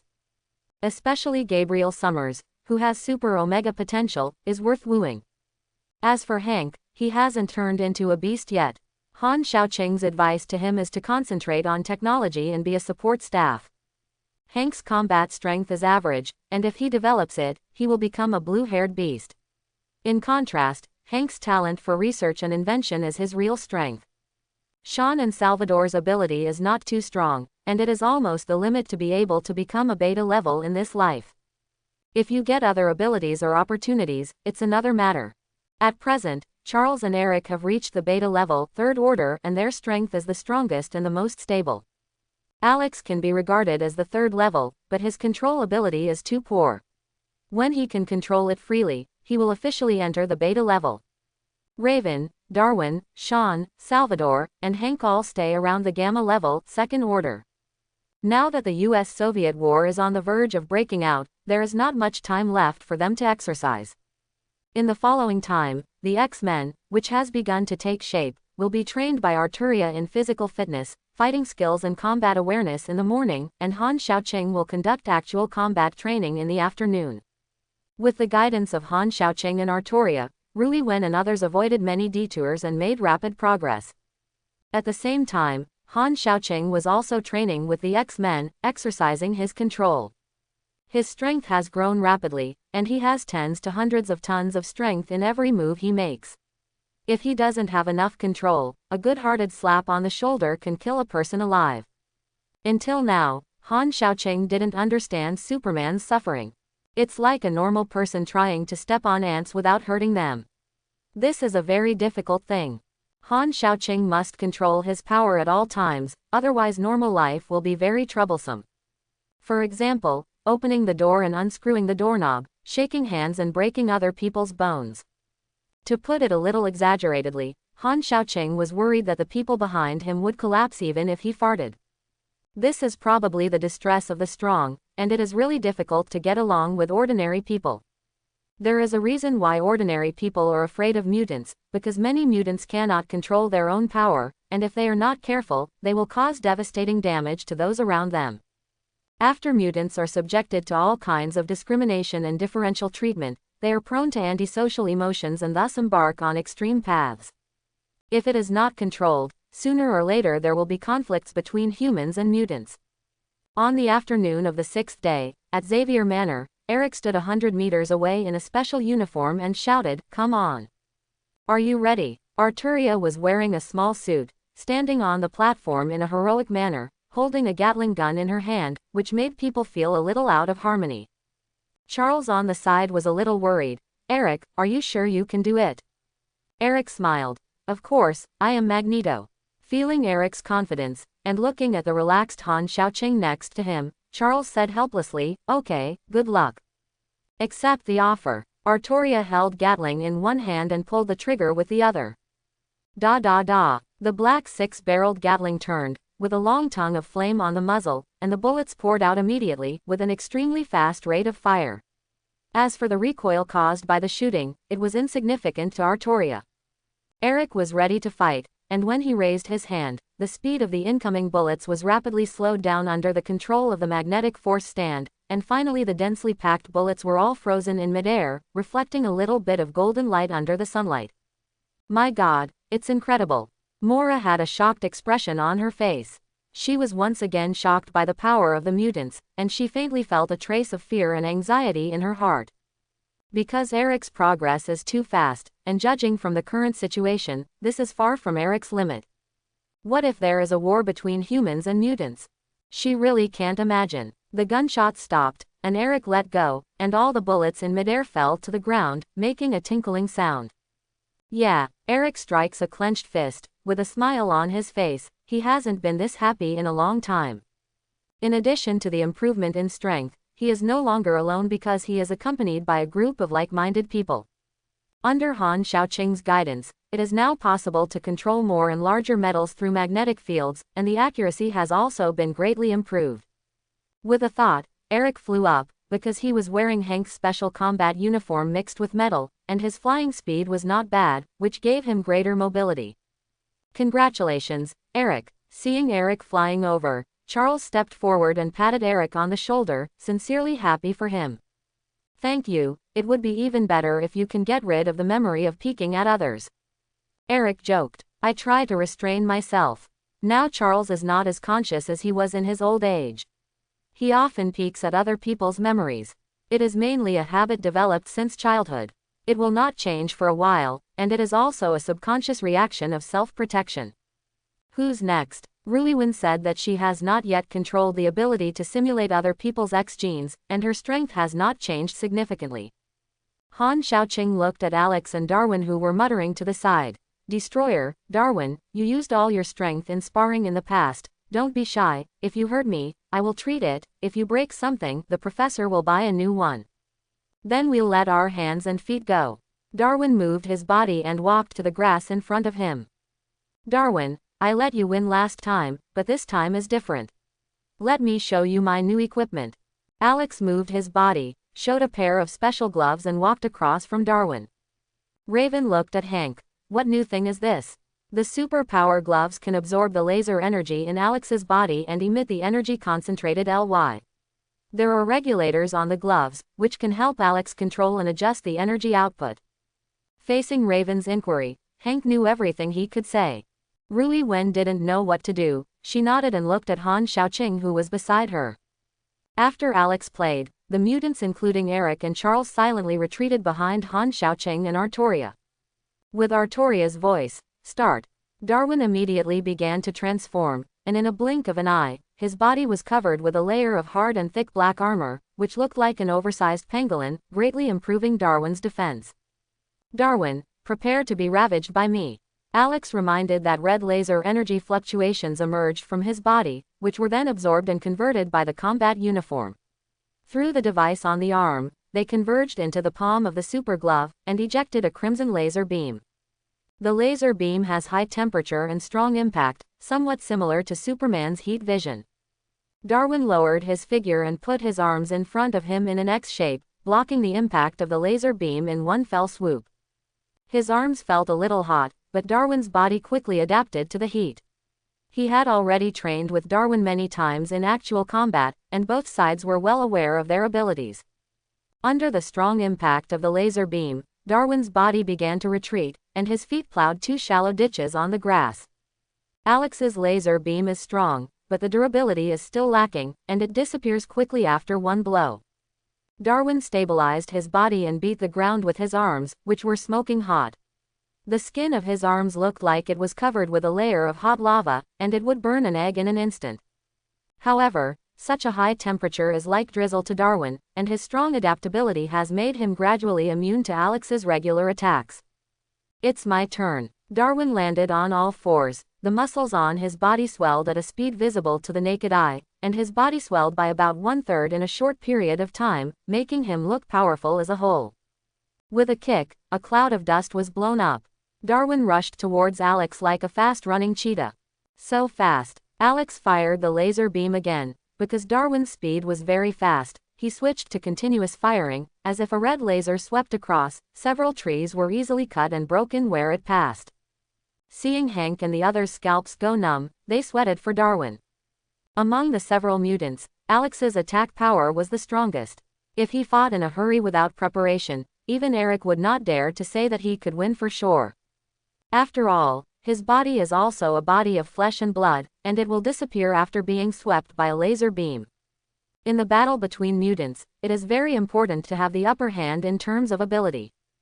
Because of a negligence, you may be killed by others before you can display your abilities. Not everyone has the same vitality as Wolverine, and most mutants have the same body as ordinary people. That is to say, Darwin has a special ability and has evolved a hard armor to resist Alex's laser beam head-on. At this time, Darwin was like a combination of a pangolin and a cheetah, combining defense and agility. Seeing the beam attack, Darwin jumped into the air, avoiding the sweeping laser beam in midair, and accelerated again after landing. Sprint. Soon the distance between the two was shortened to 10 meters. Once Darwin gets close, with strength advantage, Darwin can easily defeat Alex. Alex also knew this, and began to accumulate energy, converging it on his chest. His face twisted, and he let out a muffled moan, and those who didn't know thought he was constipated. Whoosh! Just when Darwin pulled it violently to 5 meters, a circular laser beam as thick as a bucket shot out from Alex's chest. This time the laser beam is more powerful. Even if Darwin is hit, it will definitely not feel good. Darwin hurriedly dodged sideways, while Alex retreated a certain distance under the recoil of the light beam, almost failing to stand still. And the laser beam blasted by Alex just now blasted the slope behind Darwin into a pit with a diameter of about 5 meters and a depth of more than 1 meter. It can be seen that the power is stronger than conventional rockets. In the presence, only Han Xiaoqing and Artoria could withstand such an attack without injury. Charles looked at Han Xiaoqing, worried. Is this too much? Han Xiaoqing said lightly, are you going too far? The real enemy will only go too far. Professor, I can understand your desire to protect them, but you also have to understand that you can't protect them all the time. It's better than they will lose their lives in the future. Charles, the master is right. Only when the young eagle leaves the warm nest can it raise its wings to fight against the unpredictable situation. Only when the foal leaves the comfortable fence can it raise its iron hooves and gallop in the battlefield. Eric very much agrees with Han Xiaoqing's point of view. Although Charles can see the thoughts of others, his own thoughts are too idealistic. Meanwhile, Darwin and Alex have a heated fight. In terms of physical strength, Alex was not as good as Darwin, and after a while of output, he began to pant. Darwin took the opportunity to get close, but saw Alex, who was bending over and panting, released a laser beam again. This time, Alex's attack target was not Darwin, but the ground. The thick laser beam recoiled, and Alex was thrown into the air. Ha ha, let me show you my new trick. Alex let out a hearty laugh, then accumulated energy in his hands, and fired fist-sized laser bombs downward. In the blink of an eye, dozens of laser bombs bombarded down, sending out a series of explosions. In an instant, the dust was flying, and Darwin's figure could not be seen. Relying on the impact of the laser beam, Alex could float in the air for a short time, but it couldn't last long. Before the smoke and dust dissipated, he fell from midair. Before he could stand still and observe the situation, the next moment, a dark claw with sharp claws came out from the ground under his feet and grabbed Alex's leg wrist.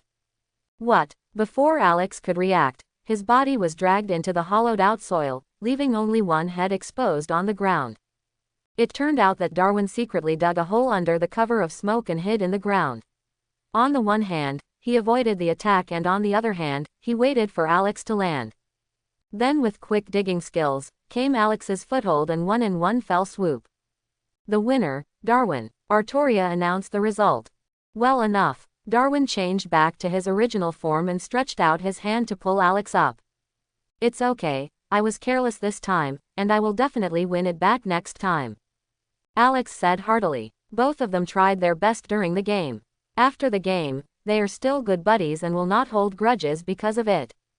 Next is the battle between Sean and Salvador. The presence of Sean, Salvador, and Hank in the team is relatively low. Hank is in charge of research and development. Under Han Xiaoqing's proposal, he made a hang glider for Sean earlier than in the original plot, so that Sean can use sound waves to fly. It failed once at first, and was dragged by Han Xiaoqing's anti-gravity force, but he was not injured. After a period of training, Sean can already fly through sound waves and hang glider.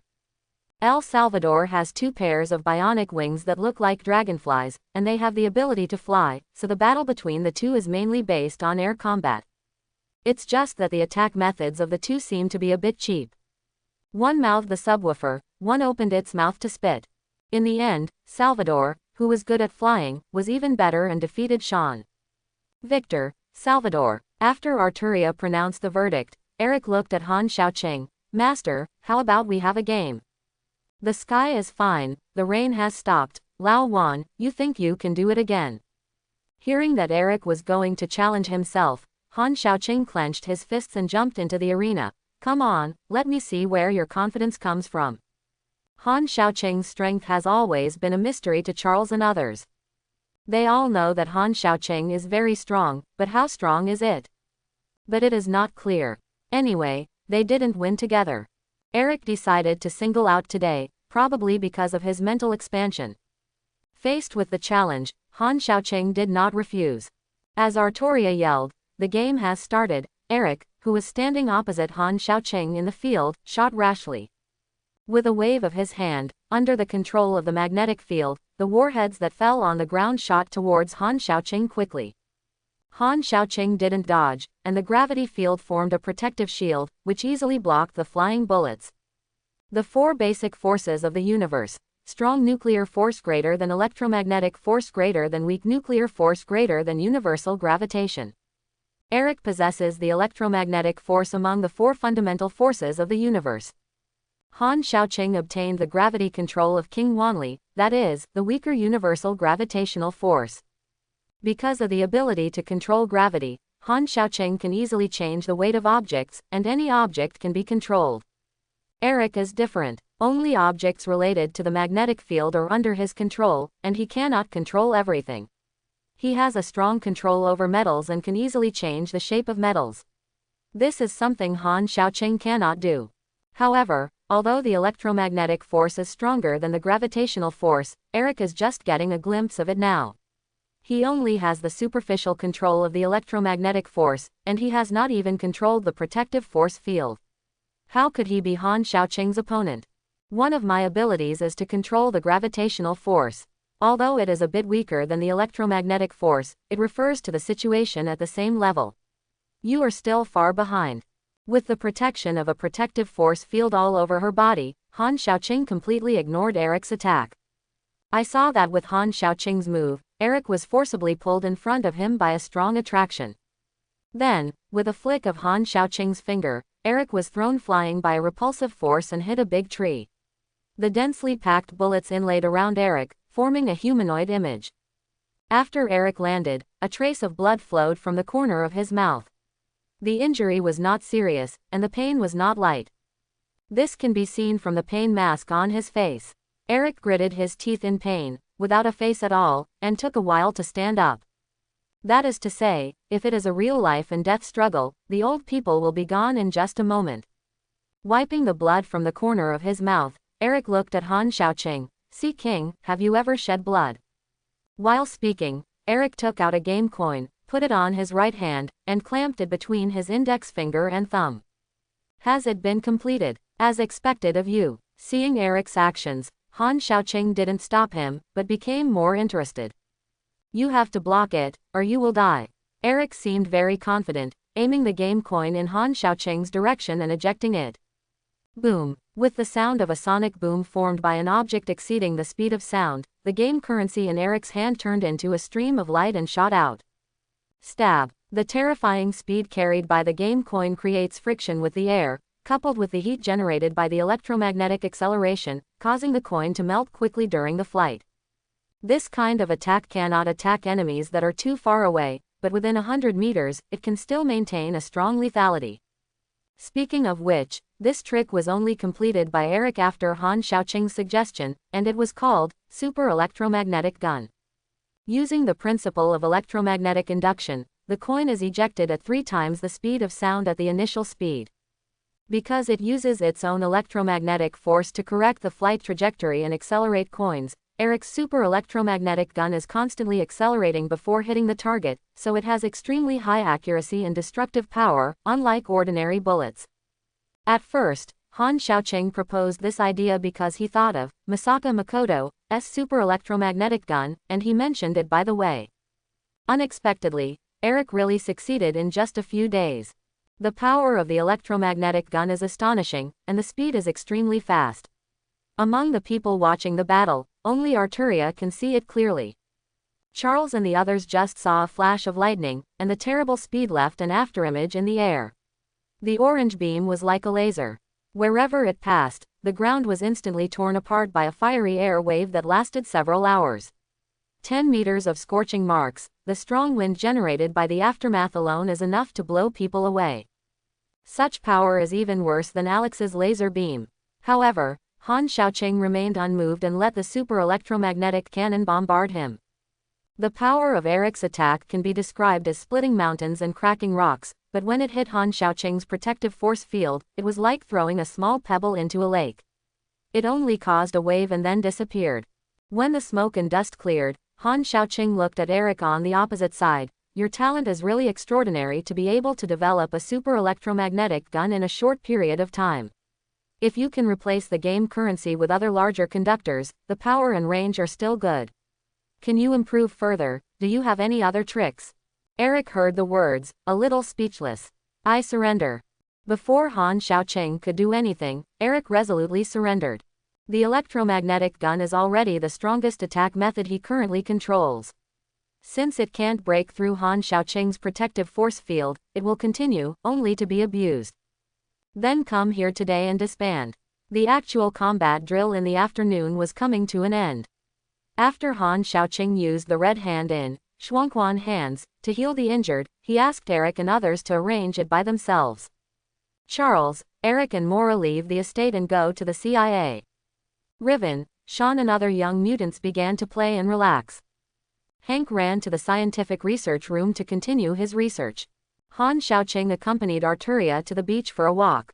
Passing by an ice cream truck, Han Xiaoqing bought 2 ice creams, and when he came back, he saw Arturia facing the sea in a daze. At this time, Arturia was wearing a white shirt, a long blue skirt, and her blonde hair was floating, making her easy to recognize. Walking forward, Han Xiaoqing handed the ice cream. The scenery here is not bad. Thanks. Arturia took the ice cream and said with emotion, the sea wind and waves in my hometown are high, like the manes of thousands of white horses running together. Compared with this, the sea here is very calm. Han Xiaoqing looked at the profile of Arturia, and found that when she talked about her hometown, there was a sense of loss in her tone. Looking into the distance, Arturia recalled the past. I used to think that when peace came to our country, I would take a boat to see a foreign land in the distance.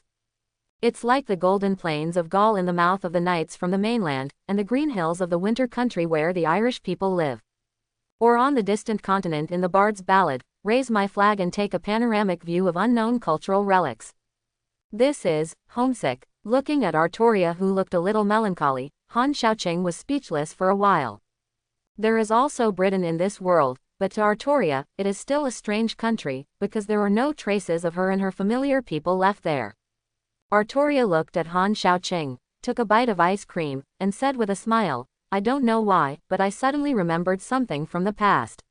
In fact, I am also very lucky. I can look at the sea calmly like this. But with good memories. Saying that, she got up and turned around, and the sea breeze brushed Arturia's arms, and the long skirt fluttered like a spirit in the wind. Hometown is a special existence for everyone, whether poor or rich. When you leave your hometown for a long time, you will want to go back and have a look. Occasionally think of it, there will be a touch of lovesickness. Except for a few white-eyed wolves and people who have suffered serious unfair treatment, no one will not love their own land. Han Xiaoqing summoned Arturia to this world, but couldn't send her back to her hometown. He felt a little sorry, looked at the sea, and changed the subject. Leah, do you like fish? He originally wanted to control some marine fish, let Arturia watch the performance of marine life, and improve the atmosphere. But Arturia said, I like it, except for a few fish, I like to eat it. Xiaoqing, are you planning to make a seafood feast? Ah, sure enough, he is still a foodie. Han Xiaoqing laughed.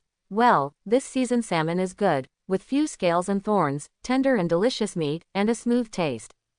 Gouda. Arturia felt hungry after hearing this, and couldn't help swallowing a mouthful of saliva, then glanced to the side.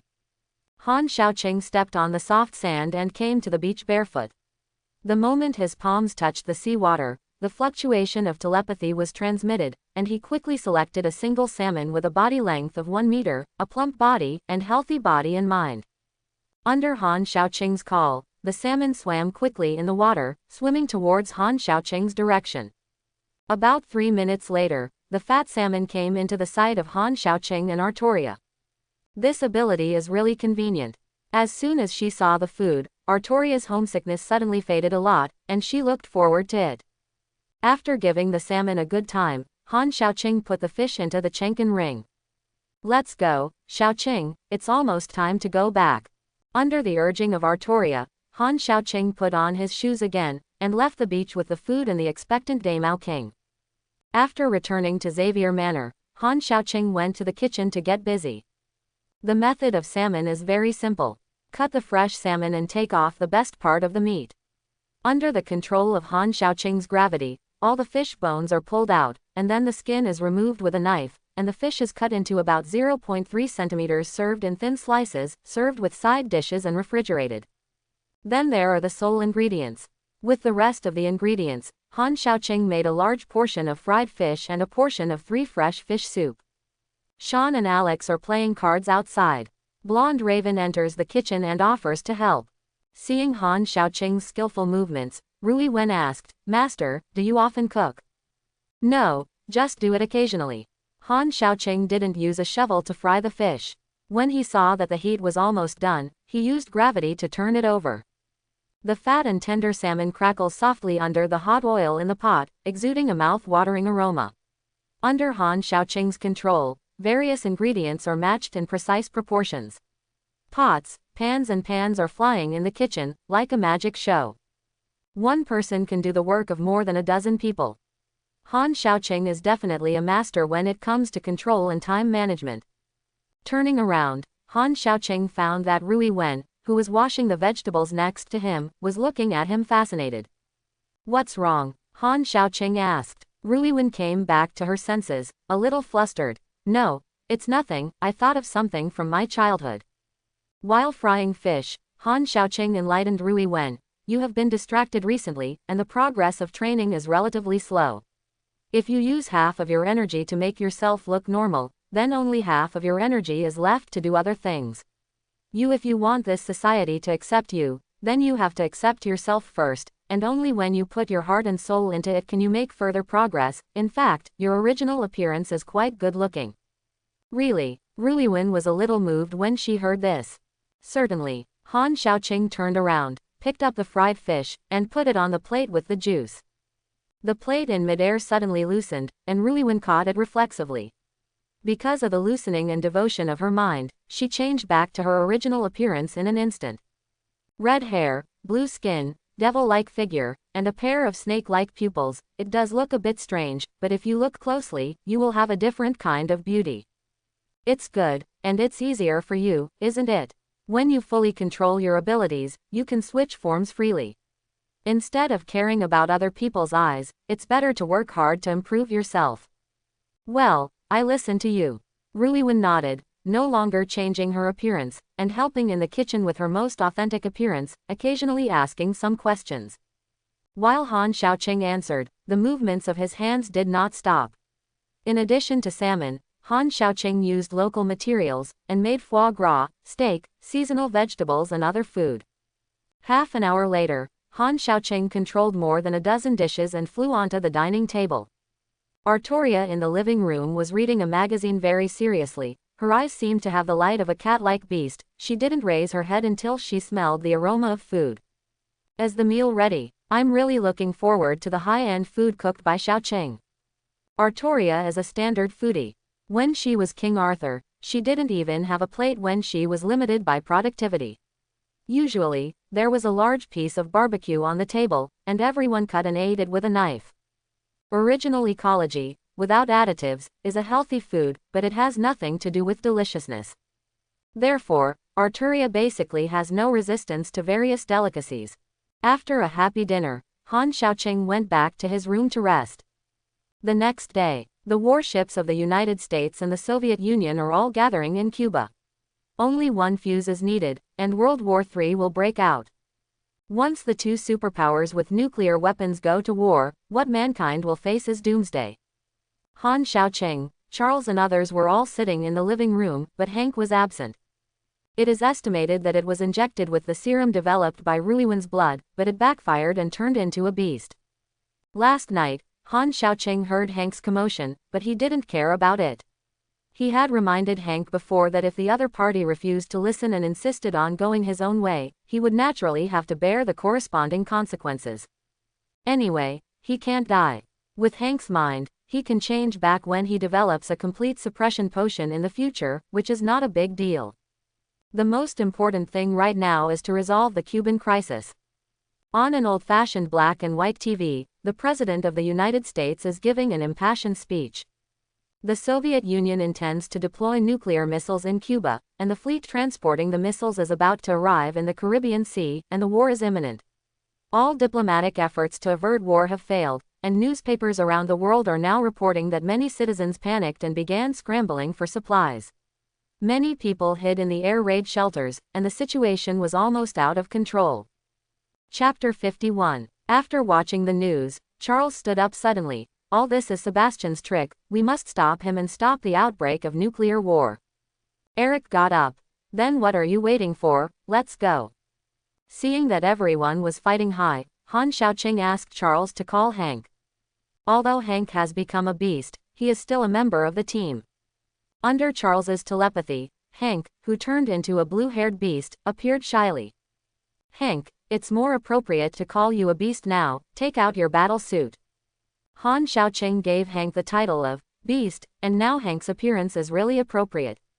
It looks like a human-shaped beast, with long blue hair all over its body, sharp teeth and sharp claws, and looks a bit naive. Hank reluctantly accepted the title, and then took out the prepared combat uniform from the laboratory.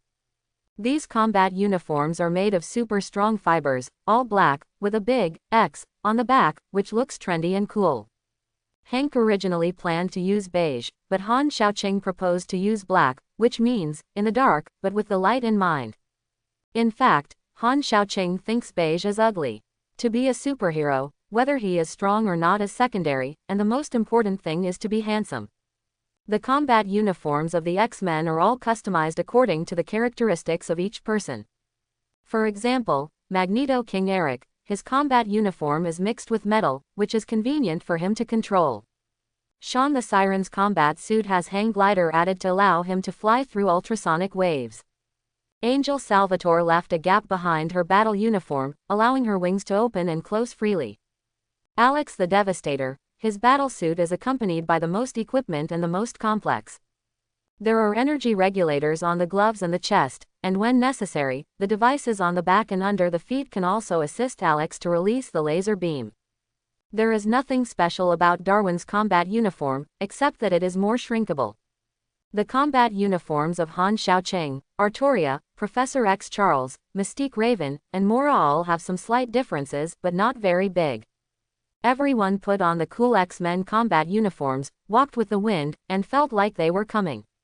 X-Men, go! Getting on the supersonic plane, Mystique Raven raised her hand and shouted, and Sean and the others also booed and shouted. Hank the Beast flew a supersonic plane into the sky. In fact, Han Xiaoqing could reach Cuba faster by using mind teleportation, but he did not do so. The current situation is still within the control range, there is no need to expose other abilities in order to hurry, and there is no harm in keeping a few more whole cards. Under Hank's driving, the supersonic plane soon reached the sky above the Cuban waters. At this time, the cargo ship, RLC, transporting nuclear missiles from the Soviet Union was riding the wind and waves, and was heading towards the embargo line established by the U.S. military. On both sides of the RLC, the large fleets of the United States and the Soviet Union had already aimed their guns at each other. The atmosphere was very tense, and the soldiers on both sides waited with bated breath. They also don't want to go to war, but soldiers take it as their bounden duty to obey orders. The people above have orders, and they have to fight even if they don't want to. Warning! Warning! Stop the ship immediately. Once you cross the embargo line, it will be regarded as a declaration of war on the United States. Signal Corps of the U.S. Fleet issued a final warning to the RLC. Commander Friedrich Richardson raised his binoculars, looked at the moving RLC, and said in a deep voice, "How is the cargo ship?" An adjutant beside him reported, "The RLC is still 12 nautical miles away from the embargo line, and it is expected to arrive in 3 minutes, sir. If they cross the line, good luck to them. God bless." Friedrich sighed, his eyes were firm, and he gave an order, "Send a battle alarm and get ready to go to war." Following Friedrich's order, the warship's battle alarm sounded, and the main ship's guns aimed at the RLC. Once the fire was fired, it would mean that the US-Soviet nuclear war had officially begun. The people on the Soviet side were also very nervous. The nuclear war was too terrifying. None of them was sure of surviving in such a war. Many of them were sweating in their hands. Seeing that the RLC was getting closer and closer to the embargo line, Soviet Fleet Commander Drew Kamin received an order from the Kremlin. "Commander, there is an order from the headquarters to cancel the operation." Drew Kamin secretly breathed a sigh of relief after receiving the order, and immediately sent a message to the RLC. "RLC, the operation is cancelled, the operation is cancelled, stop moving forward immediately. Repeat, stop moving forward immediately." However, the RLC did not stop and did not reply. "What's going on? RLC, please answer if you receive it, please reply if you receive it." "Sir, the RLC has lost contact. Change death, why is it at this time?" Drew Kamin hurriedly asked the communications soldier to contact the US warship. "We lost contact with the RLC, don't fire." "HMPH, play tricks with me, you think I will believe your nonsense, stop the Aurelia immediately, or just wait for the shells." Friedrich didn't believe the Soviet Union's rhetoric at all, and asked all the gunners to prepare. On a supersonic plane, Charles used telepathy to scan the cargo ship below, and found that all the people on board had been killed by the Red Devil.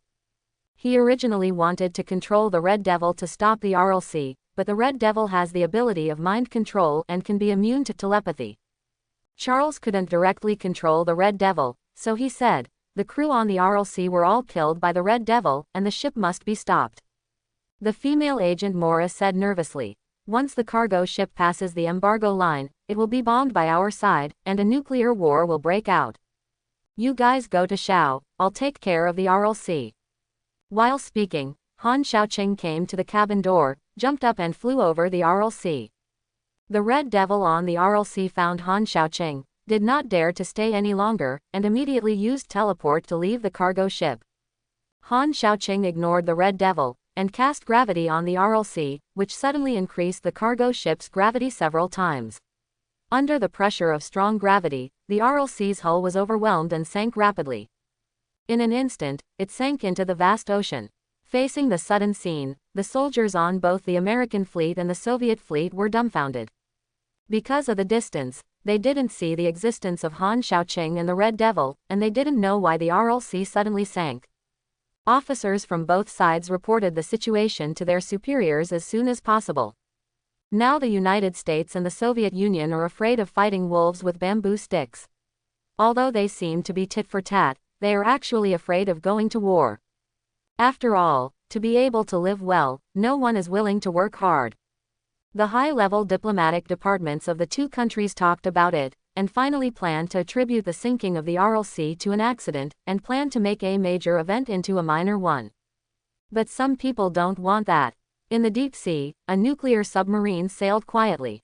Shua, a flash of red smoke flashed, and the Red Devil returned to the nuclear submarine to report to Sebastian Shaw about Han Xiaoqing's arrival. "I'll deal with him." Namor, holding a trident, stood up first. In Namo's view, Han Xiaoqing is his cousin, Amoki, an ambitious and powerful usurper. In order to stabilize his status as Sea King, and for the Atlantis Empire, Namor didn't mind killing him with his own hands. "Are you going to do it?" "I can't wait." Behind Namor, besides White Queen Emma and Torrentinos, there are 3 new faces. They are the newly recruited members of Black Emperor Sebastian Shaw, namely, Saber-Toothed Tiger, Red Tank, and Black Tom. Saber-Toothed Tiger, whose real name is Victor Creed, is the half-brother of Wolverine Logan. He has experienced World War I and World War II and killed countless enemies. Colonel. It's a pity that Victor is bloodthirsty. Like a ferocious beast, he often kills innocent people indiscriminately, and he has made more mistakes than he has done. He has executed more than 20 executions alone. If it weren't for his almost immortal body's strong resilience, the grave has long grown trees. Not long ago, Victor and his younger brother Wolverine Logan had a conflict, and the brothers parted ways. Later, Emma, the White Queen, discovered that he could fight, have women to play with, and get money. Victor took advantage of the opportunity to join Hellfire Club. Abilities are super self-healing, super strength, agility, beast sense, and sharp claws. The red tank standing on Victor's right is tall and burly, nearly 3 meters tall, wearing a steel helmet and a coquettish red dress. It is so powerful that it is almost indestructible. Red Tank's real name is Kane Marco, and Charles is a titular brother. Kane's father married Xavier's mother for her wealth, so Charles is not related to Kane by blood. Red Tank's childhood was very gloomy, because Charles has always been outstanding since he was a child, and Kane was naturally inferior. His father would only beat and insult him all day long, which made Kane feel unbalanced. Although he joined the Hellfire Club, the Red Tank is not a mutant. His power comes from the magic power of the evil god Cytoric. When the Korean War broke out in 1950, the young Kane and Charles were summoned by the army to fight in South Korea. The two accidentally broke into a forest on the battlefield, and found a cave in the forest that had existed for centuries. There is an ancient temple in the cave, which worships an evil god called Cytoric.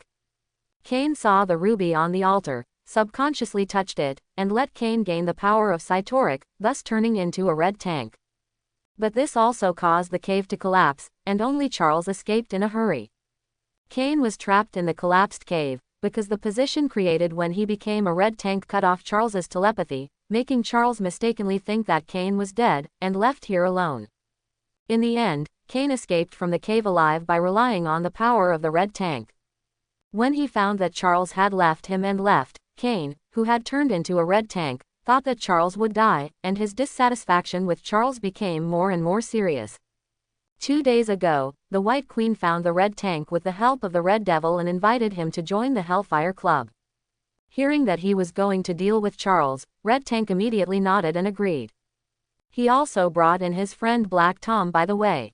Black Tom is a real mutant. Next to 2 burly men, he looks thin after all. His real name is Black Tom Cassidy, and his ability is to gather his energy through wood to produce concussion or heat burst. Tom was born in Dublin, Ireland. He was originally the heir of a wealthy family, but later his cousin obtained his inheritance rights, and even the girl he liked married his cousin. The lover is married, and the groom is not me. Thomas Cassidy, who was short of money and man, was very jealous of his cousin, and then became a criminal. Because he liked to wear black suits, he took the name of Black Tom. None of the 3 were good at it, and their strengths were not weak. With Namo Neptune, the strength of the Hellfire Club could be said to be unprecedentedly strong. However, the internal relationship is not harmonious. Whether it is Namor, Victor, Black Tom, or Red Tank, they are all rebellious people who only gather together for different reasons. Even Sebastian Shaw couldn't completely suppress these people. Seeing that Namor wanted to go his own way, Sebastian Shaw said, "Wait, I still have a backup plan. When I absorb the nuclear reactor, I will be a nuclear weapon. At that time, a nuclear war will still break out." Sebastian Shaw looked at Namor and the others who were about to move. "I need you to help me buy time." Among the supersonic planes in the sky, Professor X Charles shook his head helplessly. "The White Queen interfered with my telepathy, I can't find their location." I sensed it. Under the guidance of Han Xiaoqing, Magneto King Eric is stronger than in the original plot. Without the help of the Kraken, he sensed the position of the nuclear submarine through the magnetic field. "Give me. Get up." Standing on the landing gear of the plane, Eric stretched out his hand towards the sea, and a powerful magnetic storm swept across, pulling the nuclear submarine in the deep sea out of the sea. At this time, Eric is already close to the alpha level, and the magnetic field that can be affected has greatly increased. If it is said that Han Xiaoqing sinks the Shanai, his ability is applied invisible. Then Eric's shot is full of cards. Wow! The huge nuclear submarine broke through the water and was slowly pulled into the air. Such a scene is comparable to a miracle for ordinary people. Oh my God, it's impossible, is it my eyesight? At this moment, people on both sides of the United States and the Soviet Union looked ugly, because they all felt a huge threat. What kind of terrifying power is it that one person can catch a nuclear submarine in midair? Human beings usually have only two options for creatures that can threaten their own safety and status. First, grab it and put it in a cage, just like those ferocious beasts, for research or taming. The second is to kill directly to avoid future troubles. Since ancient times, human beings have been doing this, and it is because of this that human beings can ensure that they stand at the top of the food chain. The United States and the Soviet Union immediately sent the information back to their respective headquarters, waiting for instructions from the upper echelons. Feeling the shock, Namor immediately opened the airtight door and flew out of the nuclear submarine. Standing in midair, Namor locked his eyes on Eric, raised his trident, and was about to launch an energy bomb.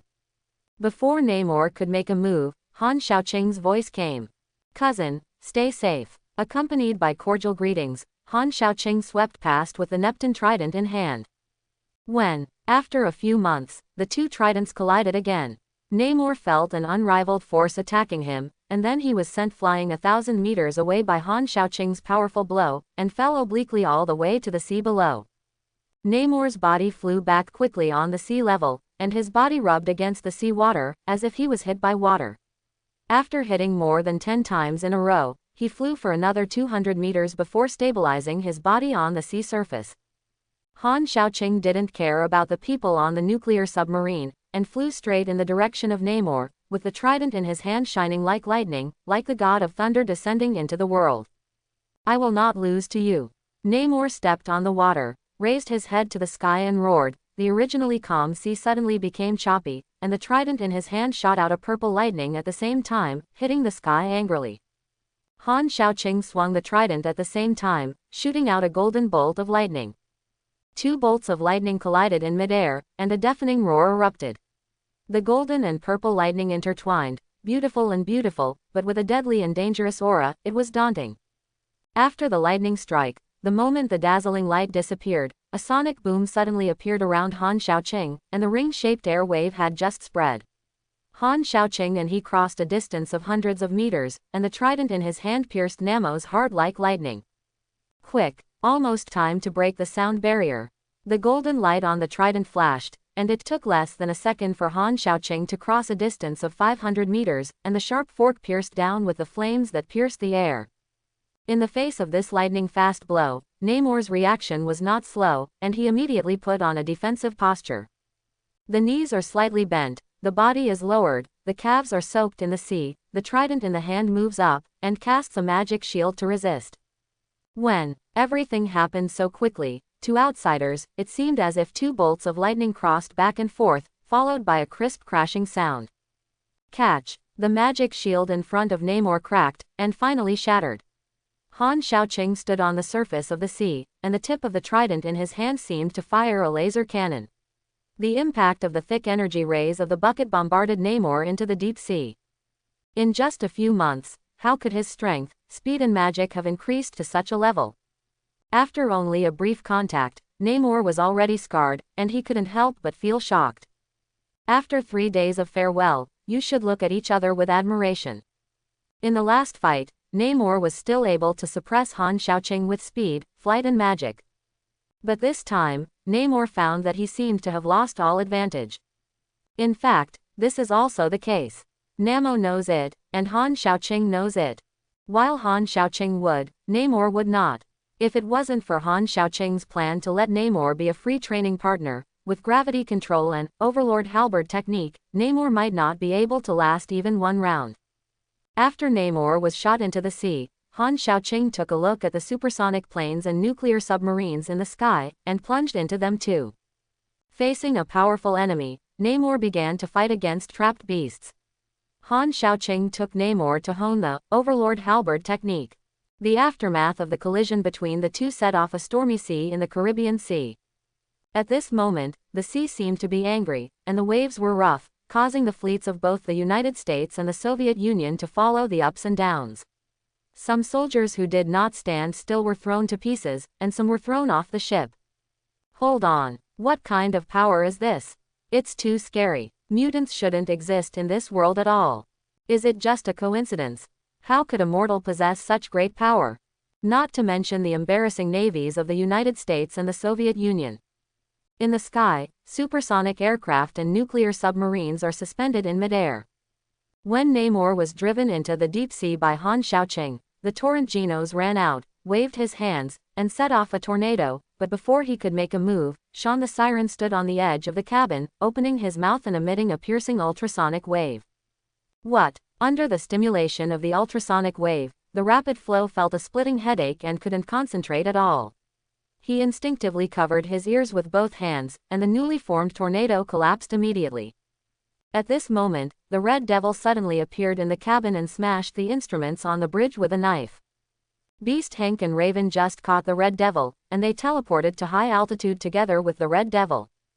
The out-of-control plane began to sway violently, spinning in midair and falling downwards. Sean and Eric, the Siren at the edge of the cabin, were thrown out. After Sean was thrown out of the plane, he used the hang glider and ultrasonic to fly without any serious problems. Eric controlled the magnetic field to fly himself in midair, but the panic just now caused him to interrupt the control of the nuclear submarine, causing the nuclear submarine to fall towards the small island ahead. Angel, take the professor with you. Arturia grabs Mora and prepares to jump off the plane to escape. As for Darwin, he can evolve a hang glider-like ability, low-altitude flight is not a problem, and Alex can spray laser beam buffers. The only ones who really need protection are Charles and Mora. Steady. Although Eric really wanted to kill Sebastian Shaw, when he saw that Charles and the others were in danger, he immediately controlled the magnetic field and stabilized the falling plane. Seeing this, Arturia didn't cut off the plane with her sword, but put Mora down again. When Eric controlled the plane to land smoothly, in the nuclear submersible that fell into two pieces, White Emperor and Red Tank, Saber-toothed Tiger, Black Tom, and Riptide also came out in the form of diamonds. The two sides met on the beach, and the more irritable Red Tank saw Charles, and immediately flew into a rage. Charles, brother is coming to kill you. With a roar, the nearly 3-meter-tall Red Tank exploded at an astonishing speed and rushed towards Charles. Don't look at the Red Tank's bulky size, but his super leg strength allows him to run fast, and the speed can even reach 111 miles per hour or even higher. Ha ha ha, start hunting. The saber-toothed tiger in the gray windbreaker showed its claws and ran fast, and its speed was not inferior to that of the Red Tank. Wearing a suit, the Torrent shook his head, and he still had some tinnitus and fatigue. After a while, he created a tornado and floated into the air. The White Queen in diamond form and Black Tom with a sticker at the rear. Because the superpowers of the two telepaths, Charles and the White Queen, cancel each other out, neither of them can impress the people around them, and the White Queen can also become a combat power by virtue of the diamond form. Charles could only sit in the rear with Mora. Big man, try my strength. On the side of the X-Men, Alex took the lead, with red lights flashing in his hands, and two laser beams blasted towards the Red Tank's knees. Bang bang, two laser rays bombarded the Red Tank, but it had no effect at all. The Red Tank with the power of the evil god has super strength and defense. The density of muscles and bones is 4 times that of the same tissue of human beings, allowing him to have a superhuman weight. All forms of damage have super immunity, but also has super speed, self-healing factor, self-sustainment, immortality, force field, super endurance and other abilities. Once the Red Tank is running in a certain direction, it is almost impossible to stop him by conventional means, like an incarnation of unstoppable power. Just now Alex was afraid of killing people, so he didn't use all his strength in the initial attack, and naturally he couldn't cause effective damage to the Red Tank. In fact, even if Alex went all out, he might not be able to hurt the Red Tank. Seeing the Red Tank approaching quickly, Arturia raised the Sword of the Vowed Victory. The Wind King's enchantment had been untied, and the golden sword revealed its real body with the roaring storm, and the sword exuded dazzling golden light, as if scratched lightning that breaks the night. The surrounding land exudes radiance, constantly gathering on the Sword of the Vowed Victory. The magic power on Arturia's body is condensed, but the momentum is rising steadily. No, get out of the way. Possessing the beast sensed that the saber-toothed tiger sensed the danger rashly, and ran to the left without hesitation. The White Queen, Black Tom and Riptide are also aware of the danger and try their best to avoid Artoria's front. Only the red tank is like a running rhino, marching forward bravely. Is King Arthur all right? Mora was just an ordinary person, and couldn't feel the turbulent magic power. Seeing the red tank approaching quickly, her heart almost rose to her throat. Although she held a pistol in her hand, Mora didn't feel safe at all. It doesn't matter, King Arthur is very strong. Although Charles couldn't perceive Artoria's thoughts and magic power, he didn't doubt Artoria's power. What he is wondering now is, who is the red tank? Why did he call himself his brother? Why are you so angry when you see yourself? Light, so the sword in King Arthur's hand is so beautiful. Darwin was protecting Charles. He had already turned into a pangolin, and his size had increased dramatically, reaching a height of more than 2 meters. He was a little fascinated looking at the treasure that Artoria held up high. The shining sword is the tragic and lofty dream of all the warriors who died in battle in the past, present, and future when they were dying. Arturia is proud of this will, and will carry out this faith to the end. At this moment, Artoria, the ever-victorious king, took 3 steps forward, and each step increased her momentum by 1 point, singing the real name of miracle among singers. Excalibur. With the chanting of the original scriptures, the power of the sword of vowed victory was fully activated. Endless golden brilliance floated between this piece of heaven and earth. Accompanied by Artoria's slashing, a golden beam of energy bursting out of the sky, turning into a huge golden oath light cannon, bombarded the oncoming red tank. Boom! The golden oath light cannon shot out around Artoria's belief in victory, bringing up a strong air current, and wherever it passed, the sky was filled with yellow sand. This light, the running red tank was bombarded from the front, and its unstoppable momentum was immediately blocked. It could no longer move forward, and then both feet left the ground. It was like being bombarded by a meteor. In the sea hundreds of meters away. The golden oath light cannon remained undiminished, splitting the disgusting waves of the sea in front of it into 2, and it didn't completely disappear until a few miles away. The red tank was severely damaged by the blow, and sank to the bottom of the sea while spitting out bubbles. The others were overwhelmed by Artoria's powerful attack power, and the scene fell into dead silence.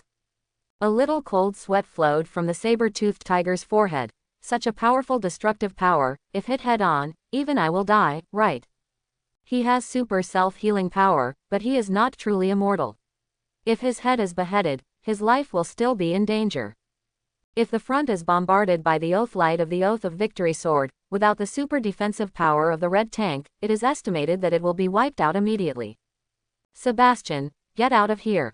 Eric came back to his senses and flew directly to the position of the submarine. With a wave of his hands, large pieces of the metal shell were torn off.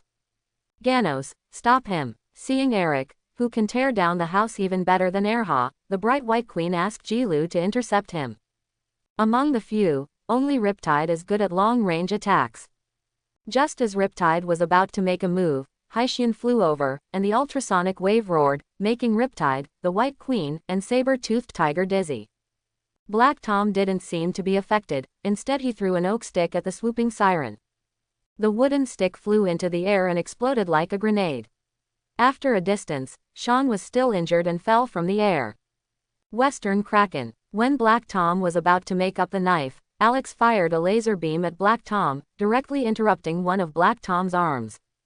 The severe pain caused Black Tom to fall to the ground and scream. The torrent slowed down, creating a tornado that swept past, rolling up the sky full of yellow sand on the beach, making it impossible to see. In the smoke and dust, the saber-toothed tiger ran quickly and silently like a cat, locked on the target with its sense of smell, and swooped towards Charles. This is the instruction given to him by the White Queen. As long as Charles is solved, the White Queen can easily control other people through telepathy. Darwin, who was guarding Charles, also had a keen sense of smell. He spotted the saber-toothed tiger immediately and went to meet it. The fight between the two was relatively primitive, as if 2 wild spears were at the front. The saber-toothed tiger swung its sharp claws quickly, and ordinary people would be torn apart in no time. It's a pity that what he met was Darwin. Darwin's defense in pangolin state was quite amazing, maybe not as good as the red tank, but the sharp claws of the saber-toothed tiger alone could not break the defense at all. When the two were wrestling, the White Queen also ran over. Angel Salvatore sprayed directly, spit out a mouthful of thick phlegm, and was flashed by the White Queen, leaving a burnt mark on the ground. You deal with the torrent. Artoria gave an order, and swung her sword to meet the White Queen. In the sky, get down for me. The Red Devil brought Mystique Raven and Beast Hank to appear at a height of 10,000 meters, and was about to drop them. If they fell from this height, neither Raven nor Hank would be alive. To die together. Hank's claws clasped the Red Devil's shoulders, embedded in the flesh, to avoid being thrown away. Ruiwin grabbed the arm of the Red Devil, and the tail of the Red Devil spun around Ruiwin's neck. The figures of the three of them fell rapidly. If they didn't get out of the predicament in time, they would all be thrown to death. At the juncture of life and death, Ruiwen, who was strangled so hard to breathe, changed. Her originally blue skin turned red at this moment, and her appearance was exactly the same as that of the Red Devil. Between life and death there is great terror, and there is also great opportunity. Only when you are infinitely close to death can you realize the true meaning of life. Falling from a height of 10,000 meters, Ruiwen entered a mysterious state, as if she had a nuanced perception, as if every cell in her body burst out with a strong desire to survive. If you look at Ruiwen's cells with a microscope, you will find that Ruiwen's hands touching the Red Devil and the neck wrapped by the Red Devil's tail are quickly simulating the cells of the Red Devil, and then the cells of the whole body are transformed accordingly. Because of this, Ruiwen's skin turned red like the Red Devil in an instant. At this moment, Mystique Raven has finally crossed the limit of imitating appearance, reached the level of imitating other people's genes, and then obtained the same ability as the Red Devil, becoming a third-order mutant. Unbelievable. The Red Devil froze for a moment, and at this moment, a dazzling golden light came from below. That was the light of Artoria's Sword of the Victory Oath. Then the strong airflow whizzed, rushed up and looked down. You can see a golden light below emptying the waves, setting off a lot of smoke, dust and water vapor. It is really spectacular. This terrifying power made the Red Devil feel fearful. But right now is not the time to think about other issues. The three of them are getting closer and closer to the ground. If they don't teleport, they may fall to their death in the next moment. The Red Devil has lived for thousands of years and is also afraid of death, so he teleported to the sky above the US warship. The Red Devil's teleportation can actually be seen as opening a space wormhole and passing through two nodes instantly. In order to avoid the impact of the force of the fall, the Red Devil chose to teleport in the opposite direction, as if suddenly turning from the direction of the fall. When the three people appeared, the direction changed, and under the force of the fall before, it became rising towards the sky. Immediately there was a sense of weightlessness. Then, under the gravitational force, it landed on the boat, thus avoiding the fate of being thrown to death. The three of them fell on the boat from a height of several meters. Although they couldn't die, it was still very painful. The Red Devil and Hank stood up first, and Riven, who turned red, was a little slower. The three of them stood and put on the boat, feeling the hull swaying from side to side, very bumpy, and a wave came over, almost knocking Ruiwen into the sea. Such storms are all due to Artoria's Oath light cannon, as well as Han Shaoqing and Namor fighting in the ocean. The sea was choppy, and even a warship might be overturned at any time. The soldiers on board were also unable to stand still, and they all clung to objects that could be grasped. They had no time to care about the three mutants who suddenly appeared. You also have the Devil gene. We are the ones along the way. Follow me. The Red Devil stretched out his hand to grab Ruiwen, and activated mind control at the same time, trying to confuse Ruiwen, but saw Ruiwen teleported instantly and appeared more than 10 meters away. You are dreaming. I am not the same as you, the Executioner. You actually copied my ability. What an incredible masterpiece. I will definitely get you. The Red Devil became more and more excited and wanted to say something, but the angry beast Hank rushed over with a groan, crushing the Red Devil to the ground. Don't try to get her attention. Kill you. Hank grabbed the Red Devil's neck with both hands, pinching desperately. The Red Devil has many means, but his strength is indeed not as strong as Hank, who turned into a beast. He rolled his eyes when he was pinched, and immediately teleported away, taking away the dead man. Hank, holding on to him. The beast, seeing that the two disappeared, Ruiwen immediately teleported and appeared on the beach of the small island to look around. I saw the Red Devil and Hank rolling on the sand, and finally the Red Devil wrapped his tail around Hank's neck, pressed Hank under his body, and at the same time drew out his knife and prepared to strike hard. Rui Wen looked at the coconut tree above the Red Devil's head, and she jumped down, grabbed a coconut and dropped it, hitting the Red Devil's head hard. Dwang! The Red Devil was knocked unconscious and fell straight to the ground. The tail was loose, and Hank coughed a few times in unison, and said to Rui Wen, "Thank you." The other side. Intimidated by Alex's laser light, the White Queen stopped and chose to raise her hands in surrender. Black Tom has been subdued, and on the X-Men side, Sean was thrown unconscious. The battle between Darwin and the saber-toothed tiger is still going on. The two scuffle together. "If you give me a claw, I will give you a punch." To Darwin, the claws of the saber-toothed tiger were like tickling. At most, they left a few scratches on the surface, and the skin could not be broken. It looked fierce, but it was not very effective.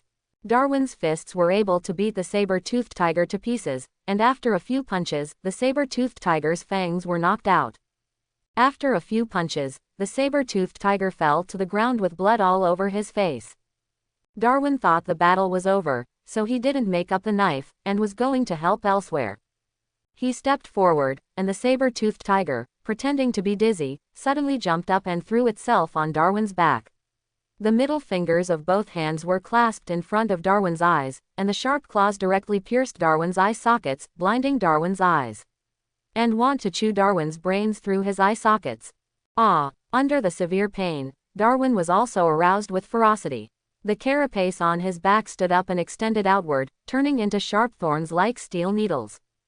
This is a variation of imitating the shape of a porcupine or a hedgehog. Hundreds of thousands of spikes pierce the body of the saber-toothed tiger, linking the two together. The bloody scene looks extremely tragic. If it were an ordinary person, he would definitely be stabbed to death. However, the saber-toothed tiger has a stronger self-healing ability than Wolverine. Even if it is stabbed full of holes, it still does not die. The two hurt each other like this, and the saber-toothed tiger clasped Darwin's eye socket tightly. The spikes on Darwin's back kept shrinking, and then popped out, piercing the saber-toothed tiger's body into a hornet's nest. "Ha ha ha, brat, let's see who dies first." The saber-toothed tiger is a veteran who was killed from the hail of bullets, and his endurance is extraordinary. Although the injury was more serious, but with its super self-healing ability, he didn't take it seriously at all. Darwin's endurance was obviously not as good as that of the saber-toothed tiger. His eyes were pierced. The pain and fear made him instinctively grab the saber-toothed tiger's hands and pull them outward. The two wrestled in pain and hurt each other. When it comes to strength, Darwin is not weak in a saber-toothed tiger, but he was blinded by the stabbing. Now every movement hurts his heart, and he seems a little powerless. "Darwin, climb down." The voice of the angel Salvador sounded, and Darwin immediately got down and put the saber-toothed tiger on top. The angel didn't care so much, and opened his mouth to spray out a mixture of high temperature and poison. The poisonous compound landed on the saber-toothed tiger and immediately burned, scalding the saber-toothed tiger to pieces. Let him go," Alex yelled, and gathered laser beams with both hands. The saber-toothed tiger knew it was powerful, and the instinct of the beast told him that if he didn't get out of the way, it would be very troublesome to be hit head-on. Facing Alex's threat, the saber-toothed tiger chuckled, showing a ferocious expression. The teeth that had been knocked out had grown back now, but the blood at the corner of the mouth was still there, making it look quite ferocious. The saber-toothed tiger didn't know if it had a tendency to be masochistic. It was covered in bruises, but it could still laugh, and it seemed to be quite excited. Seeing Alex accumulating energy, he endured the pain, pulled Darwin to him, and said with a grinning smile, "Are you aiming correctly? If you hurt your friend, you will be guilty for the rest of your life. Destroyer, do it." While Darwin cried out in pain, the spikes on his body shrank and turned into thick armor again. Seeing that Darwin was ready, Alex fired a laser beam without hesitation. The saber-toothed tiger used Darwin as a shield. The laser beam shot at Darwin, causing no damage for the time being. Then, in accordance with the tacit understanding of the training, Darwin turned to the left, and Alex attacked from the right, directly strafing the saber-toothed tiger's arm. The saber-toothed tiger did not have Darwin's strong defense power, its arms were torn apart, and its bones were exposed. Although it could heal itself quickly, the speed of self-healing was not as fast as the speed of destruction. In a short time, the right arm of the saber-toothed tiger broke. Darwin held back his anger and grabbed the left hand of the saber-toothed tiger with all his strength, pulled it out forcefully, and then threw the saber-toothed tiger to the ground with an over-the-shoulder fall. Then there was an anti-joint technique, turning the wrist and wrist, only to hear the sound of click. The left wrist of the saber-toothed tiger was twisted to an exaggerated degree. Darwin hated the saber-toothed tiger very much, and didn't stop there. He groped along his arm to the saber-toothed tiger's neck, and swung his fist to smash it. Charles couldn't stand it anymore and shouted, "Darwin, enough." Darwin was blind but not deaf, so he naturally heard what Charles said, but his eyes were stabbed by a saber-toothed tiger. The culprit is the saber-toothed tiger. He still raised his fist and smashed violently, smashing the saber-toothed tiger's throat until it was dripping with blood. In the end, it was Charles who used telepathy to control Darwin, so that Darwin stopped his crazy behavior. On the other hand, the angry Eric had already disassembled the nuclear submarine and found Sebastian, who was absorbing nuclear energy inside. "Go to hell, Shaw." Amidst the roar, Eric raised his hand and took out a coin that he carried with him. The electric light flashed in his hand, and he launched the super electromagnetic gun. Whoosh! Accelerated by electromagnetic force, the coin was ejected at supersonic speed, and bombarded Sebastian Shaw's back of the head with extremely strong destructive force. At this time, Sebastian Shaw had just let go of the nuclear fuel rod, his body was still shaking rapidly, and he seemed unstable. He was suddenly attacked by a super electromagnetic gun, and his whole body was like a spring man who had been hit hard. There was a series of afterimages shaking, but they calmed down quickly. After moving his body, Sebastian Shaw glanced at the dismantled nuclear submarine, then looked at Eric and smiled. "Little Eric, can't you be smarter? You should know your attack means nothing to me, but your new abilities are nice." I don't know what Sebastian Shaw's mentality is. Seeing Eric is like seeing his long-lost son. But the next moment, when Sebastian Shaw raised his hand, a beam of pure energy was reflected and blasted towards Eric. Eric dodged and found that the energy beam continued to shoot forward, pointing at Charles. It turned out that Charles, the telepath, was the one Sebastian Shaw planned to kill first. The speed of the energy beam was extremely fast, and Eric wanted to stop it, but it was too late. Fortunately, Artoria made a timely move, and blocked the earth-shattering blow with the scabbard Avalon. It actually blocked it. It doesn't look like the ability of a mutant, is it the scabbard? With a thought in mind, Sebastian Shaw smiled and said, "Beautiful lady, we meet again. In fact, we really don't need to be enemies. May I ask, why are you on their side?" At the end, Sebastian Shaw looked in the direction of the US Soviet fleet. At the same time, he observed the surrounding situation, and saw that his side was at a disadvantage, and Sebastian Shaw, who was alone with his family, was not in a hurry. At this time, he was more confident than ever, because he had absorbed a huge amount of nuclear energy and accumulated terrifying energy in his body. It was completely a mobile nuclear bomb, enough to turn the tide of the battle. At least he thought so. As long as a nuclear war is triggered, the victory still belongs to him. Artoria remained unmoved, and raised the sword of vowed victory, pointing at Sebastian Shaw. "It is my mission to protect the Master, and it is the mission given to me by the Master to defeat you. You still don't understand that we are the future of the world. Those lowly humans will not recognize our existence. Facing a better us, they will envy, fear, jealousy, resentment, and then try to arrest us, study, or kill." Sebastian Shaw was still chattering about letting mutants join his team. In fact, Eric also felt that what Sebastian Shaw said was not unreasonable. But the other party killed his mother, and the bloody hatred cannot be made up with a few words. "You may be right, but you shouldn't have killed my mother." With a wave of his hand, Eric controlled the two huge steel keels on the nuclear submarine to smash towards Sebastian Shaw. "Little Eric, you've let me down so much." Sebastian Shaw raised his hand to block the steel beam, and walked forward. The steel beam was as soft as a cotton swab in his hand. With a light push, the steel beam bent a lot. Eric's face remained unchanged, because his original intention was not to stop Sebastian Shaw, but to control the steel beam to create obstacles, just to distract Sebastian Shaw. Just as Sebastian Shaw was walking forward, several small iron wires were silently attached to Sebastian Shaw's helmet, rolling up the helmet made of special material.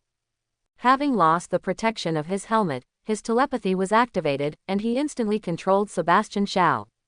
Under Charles's control, Sebastian Shaw remained motionless like a sculpture. Eric didn't talk nonsense, took out a coin, and launched the electromagnetic gun again, intending to blow up Sebastian Shaw's dog's head. At the same time, upon receiving the information from the front, the United States and the Soviet Union were shocked when they learned of the strength of the mutants. As if they had a heart-to-heart connection, they laughed away their grievances in a very short period of time, and at the same time issued an order to eliminate the mutants first. Order. After receiving instructions from their superiors, the warships of the United States and the Soviet Union aimed their guns at the direction where the mutants gathered on the island. Above the water, the battle situation changes rapidly. An enemy's enemy is not necessarily a friend. The people Charles tried his best to protect were not grateful, but aimed their cannons at the island, trying to nip the danger in the bud. But he didn't know that he was frantically probing on the verge of death. In the deep sea, the battle between Han Shaoqing and Namor is coming to an end. A figure flew past in the deep sea, and hit the coral reef in the deep sea. Countless corals were broken and bloody, but no shark dared to approach. Long live the king! Namor was very angry, and as he stomped wildly, the trident in his hand glowed goldenly, and his body rushed towards Han Shaoqing again like lightning, and the trident in his hand went straight to Han Shaoqing's throat. Can't you see the gap between us until now? Facing the fast-swimming Namor, Han Shaoqing held the halberd with one hand, and knocked down the trident in Namor's hand with the killing god broken technique. Driven by great force, the right side of Namor's body was exposed. I saw Han Shaoqing gathering water elements in his left hand, forming a spiral sphere the size of a basketball. This is an attack method developed by Han Shaoqing in combination with Helix Pill and his own conditions.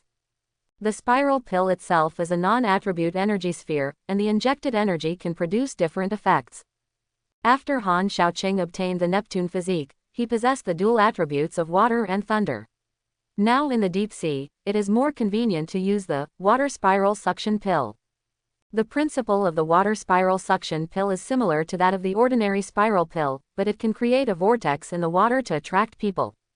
It was as if Namor himself had bumped into the spiral pill in Han Shaoqing's hand. With a loud bang, Namor was blasted away. Han Shaoqing squeezed the trident tightly in his hand, shook his right arm like lightning, and the sharp tip of the halberd pierced through Namor's right rib in an instant.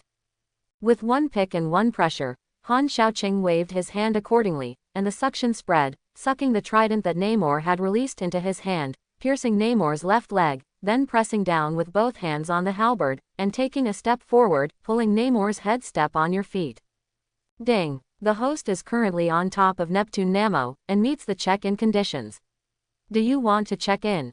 Punch the card. Punching in, counting down for 10 seconds, 10, 9, 3, 2, 1, punching in successfully. Congratulations to the host for getting the Mara of High 600th World. Mira, the princess of the kingdom of Zebel, the fiancée of King Aum, is a brave female warrior who can control the shape of water. Do you want to receive it? In the face of a wife, no, it is King Worm's fiancée, Mela, who should have become the wife of King Arthur of the Sea. Han Shaoqing was not in a hurry to claim it. After opening it successfully, he looked at Namo at his feet. You have already lost. Hand over the throne of Atlantis, and I can promise to save your life. For Han Shaoqing, it is very easy to kill Namor now, but if the other party can take the initiative to give way, it will be easier for Han Shaoqing to control Atlantis. Don't even think about it, I won't let you die. Kai, pulling out the trident stuck in Namor's leg, Han Shaoqing said indifferently, then you go to die. The golden trident swept across, bringing up a pool of blood. The opportunity has already been given, but Namor didn't grasp it, and it would be a disaster if he stayed, so he should solve it directly. As for transforming Namor's soul with the blue hands of Shuangquan hands, Han Shaoqing has also seen it. But 2 full hands is not omnipotent. Namor's soul strength is extraordinary, and it is easier to kill it directly than to laboriously transform it. Putting Namor's head and trident into the Chenkin ring, Han Shaoqing sensed it and found that the red tank was running in the sea 10 miles away. At this time, the red tank looked rather embarrassed. The clothes in front of him were completely broken, but the headgear was still intact. After walking 2 steps, he spit out a bunch of bubbles. He didn't know whether he was scared by Artoria or lost his way. Feeling, walking in the opposite direction to Kojima. Because of the immortality and self-healing factors, the red tank can regenerate at a superhuman speed, and the parts that were bombarded by the Oath light cannon before have been restored to their original state. It has to be said that the vitality of the red tank is extremely tenacious, and it also has the superpower of self-sustainment. It does not need to breathe, eat, drink, and will not get tired.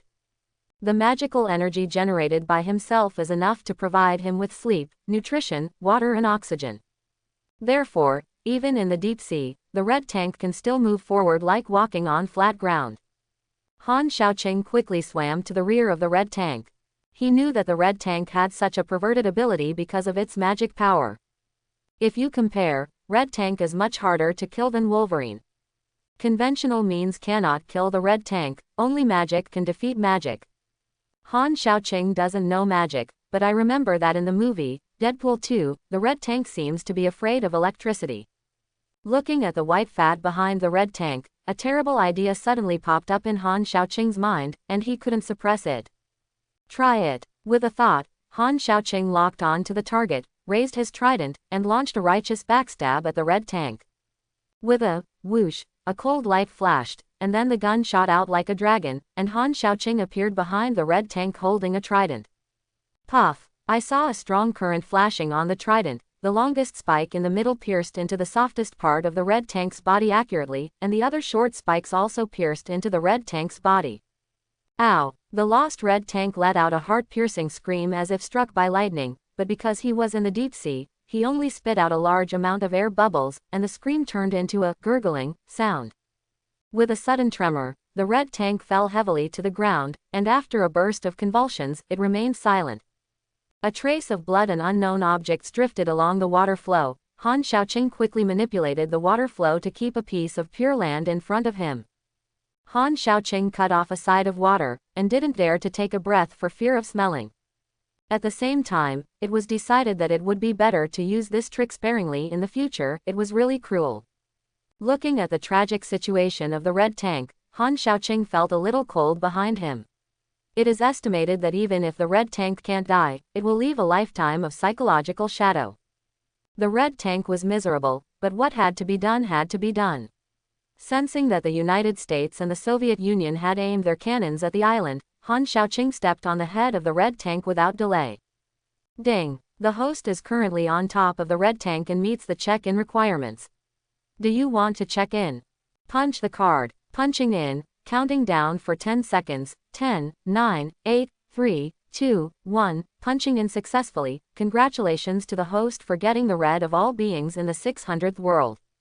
The red of all beings, one of the 6 elements created by the goddess of the earth, Gaia, can temporarily borrow the abilities of animals such as the flying ability of birds and the weightlifting ability of ants. Do you want to receive it? Han Xiaoqing recalled the information about the red of all beings in the DC universe. In the earth in DC time, Gaia, the goddess of the earth, created 6 incarnations of elements to protect the earth, namely, the green of all things, the red of all beings, the black of decay, the fungus of division, the spirit of metal and the gray of withering. Among them, the green of all things, the red of living beings, and the black of decay represent plants, animals, and decay respectively. In short, what the 3 represent is the confrontation between life and death. This kind of power has already surpassed the Justice League. In the setting of the comics, when Superman faces the decaying black, he can only obediently mutate into a puppet zombie, let alone other superheroes. The green of all things represents plants, and it is the ultimate unified ecological circle composed of all plants on DC Earth, which can communicate with all plants on the planet. The red of all beings is opposite to the green, which is the ultimate collection of all flesh and blood animals on the DC Earth, and the existence form is equally mysterious and difficult to understand. Say it is strong, very strong. Call it weak, it is indeed relatively weak among the 6 elements. At least on the surface, it is weaker than other elements. The most important ability is to link flesh and blood animals, to obtain the ability of various animals to enhance oneself. In the 600th world, there are many owners of the red of all beings, and the more famous one is the animal man, Buddy Baker. Because of the ability to get the red of all beings, Buddy has the sense of smell like a moth, can crawl on the wall like a spider, spin silk, and fly freely in the air like a bird, but without wings, he can be like a fish. Swim in water, and can breathe underwater. Strength can be as powerful as Tyrannosaurus Rex, as agile as Snake, with speed like cheetah, camouflage yourself like a chameleon, and can use the ability of worms to quickly repair your damaged parts when injured.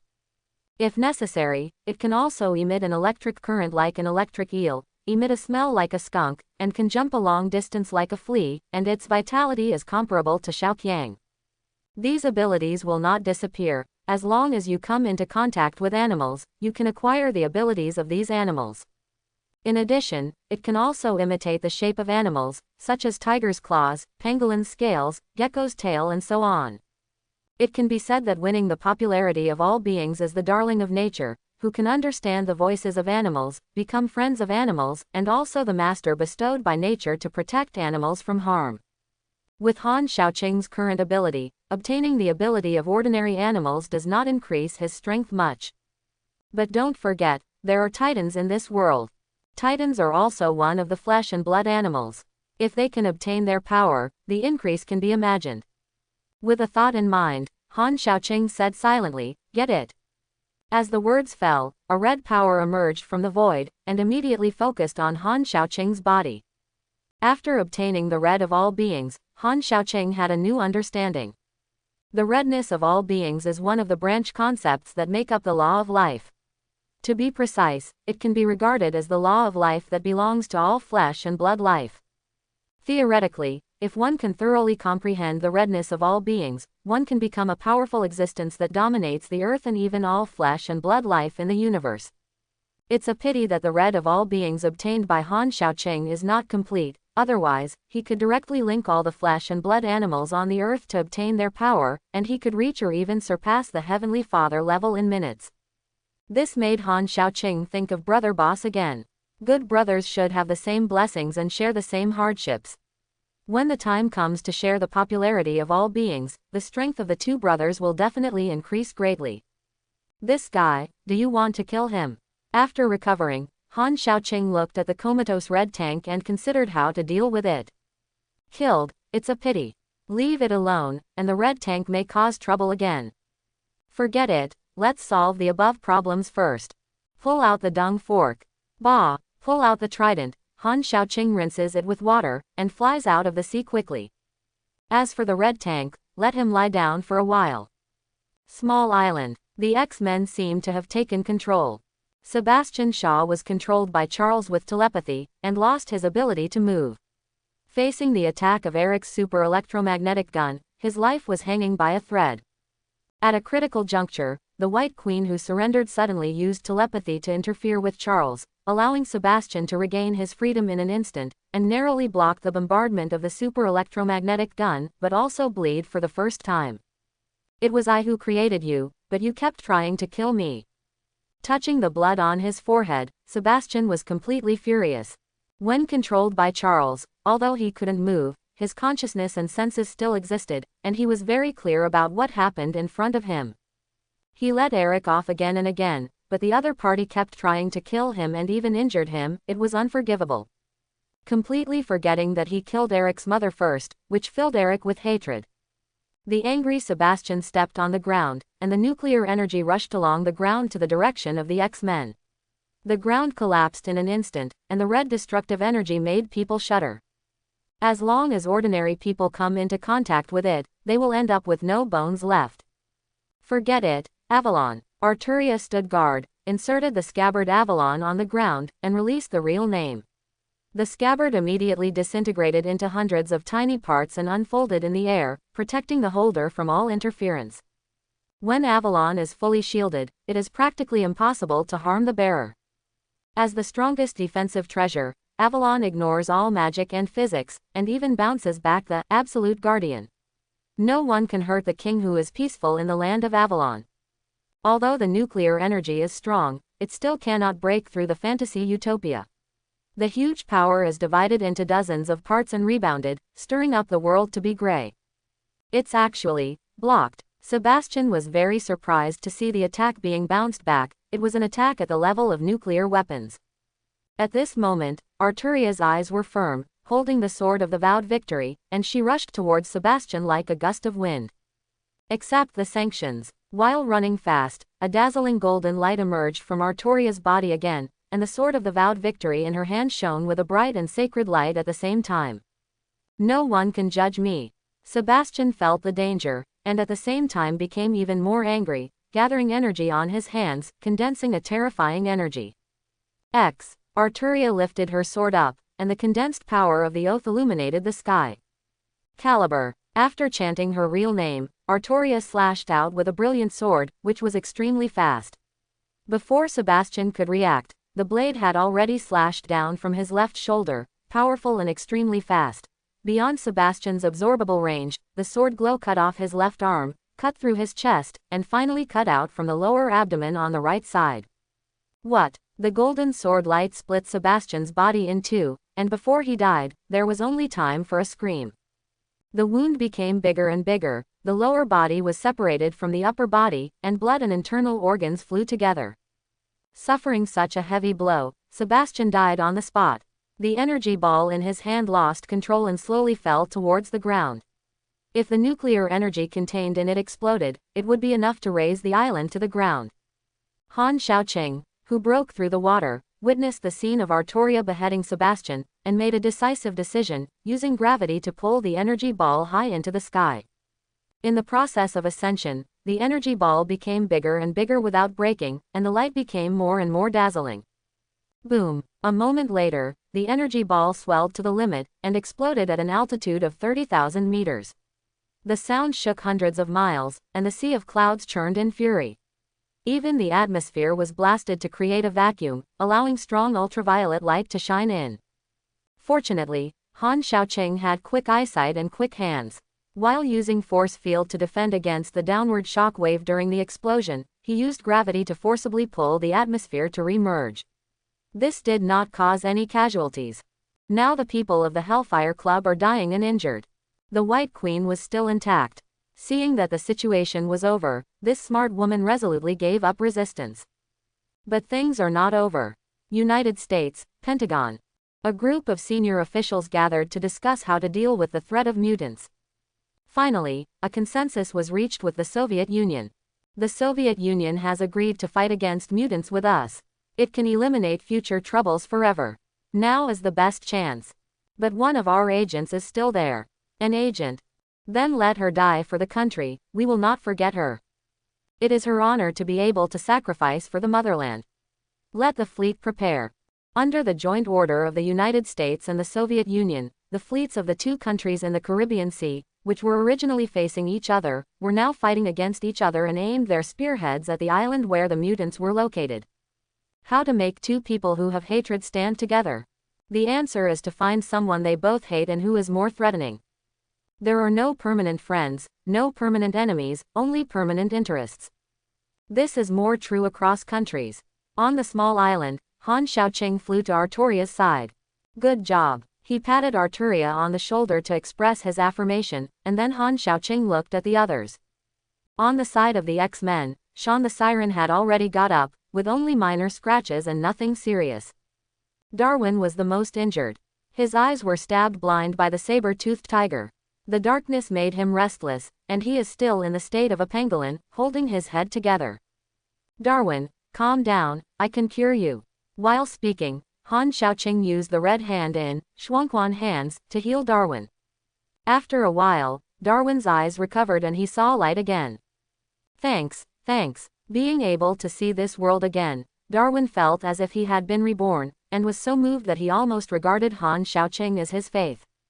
Looking at the saber-toothed tiger, this guy has a strong self-healing ability, and his broken arms are growing rapidly, almost completely recovering. But the beast's intuition told the saber-toothed tiger that it's best not to act rashly now. Otherwise, you will really die. The red devil had a big bag on his head, was tied up by Wawada, and tied to a coconut tree. As for the lesser-known Black Tom and Torrent, Han Xiaoqing thought about it and healed their injuries. Before, each was their own master, and it was nothing to hate. Now that Sebastian is dead, Han Xiaoqing is considering taking these mutants for his own use. After sweeping through the several people in Hellfire, Han Xiaoqing's eyes finally fell on Sebastian's broken body. Under the surprised eyes of everyone, he stepped on Sebastian's head and said casually, "Xiao is dead, now you have two choices, continue to follow him, or follow me." While speaking, a reminder came from the check-in system. Ding! The host is currently on top of the Black Emperor Sebastian Shaw, and meets the check-in requirements. Do you want to check in? Hearing the system prompt, Han Xiaoqing thought to himself, it seems that people can punch in even if they are dead. Then silently say, check in. Punching in, counting down for 10 seconds, 10, 3, 2, 1, punching in successfully. Congratulations to the host for obtaining the vector operation of the Magic Forbidden Book catalog world.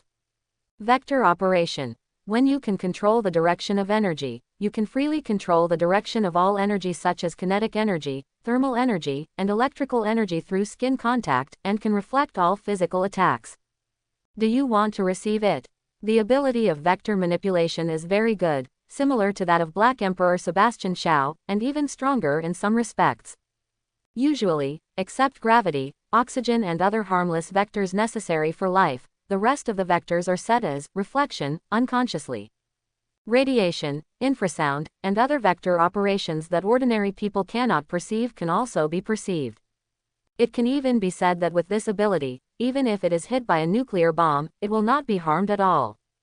If there are any shortcomings, it is probably powerless against mysterious side abilities such as magic and curse.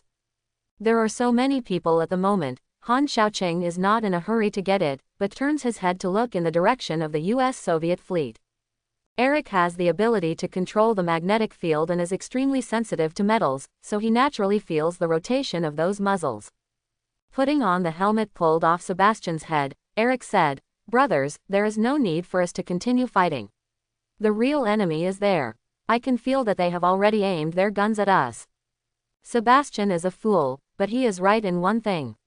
Mutants are the future. Humans have declared war on mutants. Which side do you want to stand on? This is impossible, Agent Mora yelled in shock. Charles's complexion changed slightly, and he quickly used telepathy to detect information on the fleet. His complexion became more gloomy. He sensed the thoughts of these people, full of fear and hostility. Eric looked at Charles and said, "Charles, tell me, am I wrong?" Charles was silent, the last thing he wanted to see happened. Eric glanced at Han Xiaoqing and Arturia, seeing that they had no objection, and then said, "We shed blood and sacrificed for the peace of this world, but what we got in exchange was betrayal. They regard us as heretics and threats. No matter what we do, they will never let go of their prejudices and accept us sincerely. Brothers and sisters, it's time to make a choice, and fight with me for the survival and future of mutants." Some impassioned words moved the people present with different expressions.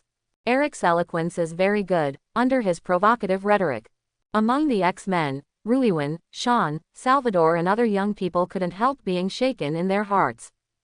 Think about it too, they are working desperately on the front line, not just want to prevent the war, so that ordinary people can accept them, so that they can live a peaceful life. Is this little request too much?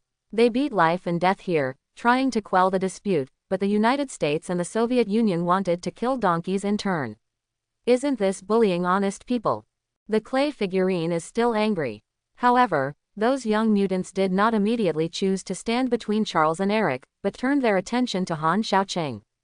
In just a few days of getting along, without knowing it, Han Xiaoqing's tall image has already gained a very high position in their hearts.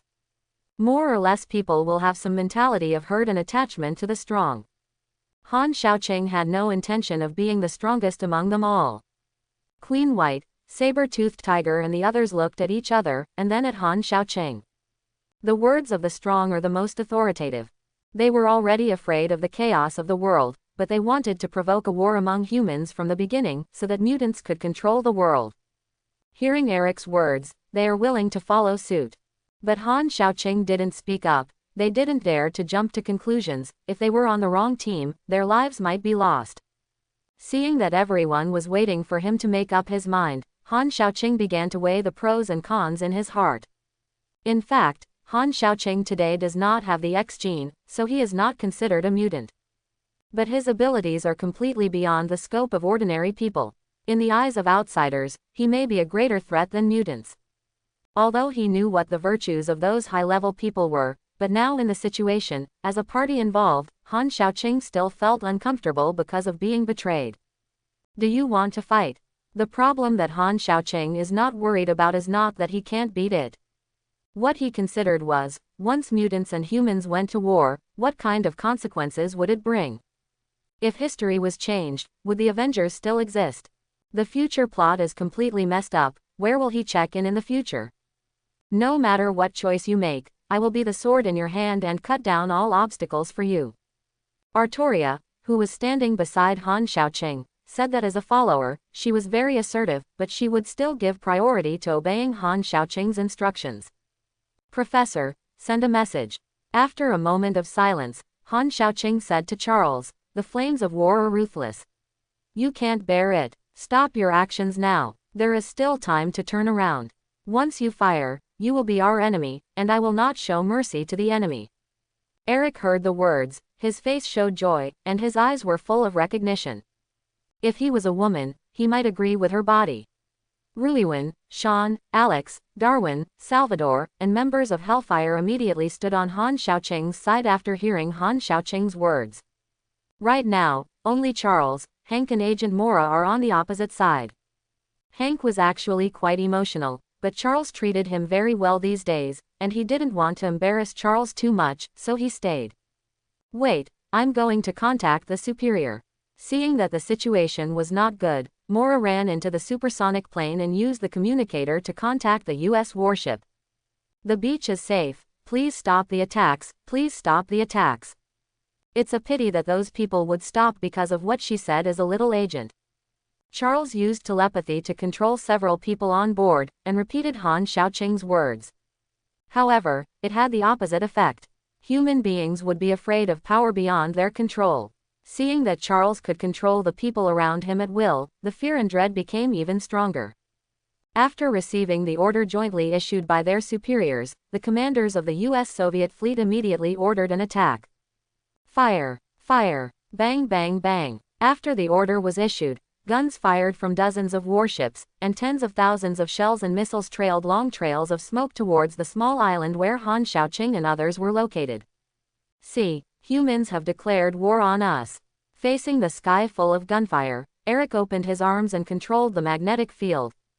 Suddenly, a powerful magnetic storm swept out, imprisoning the sky full of shells and missiles in the air, preventing them from advancing an inch. My God, what kind of monster are mutants? This is the end.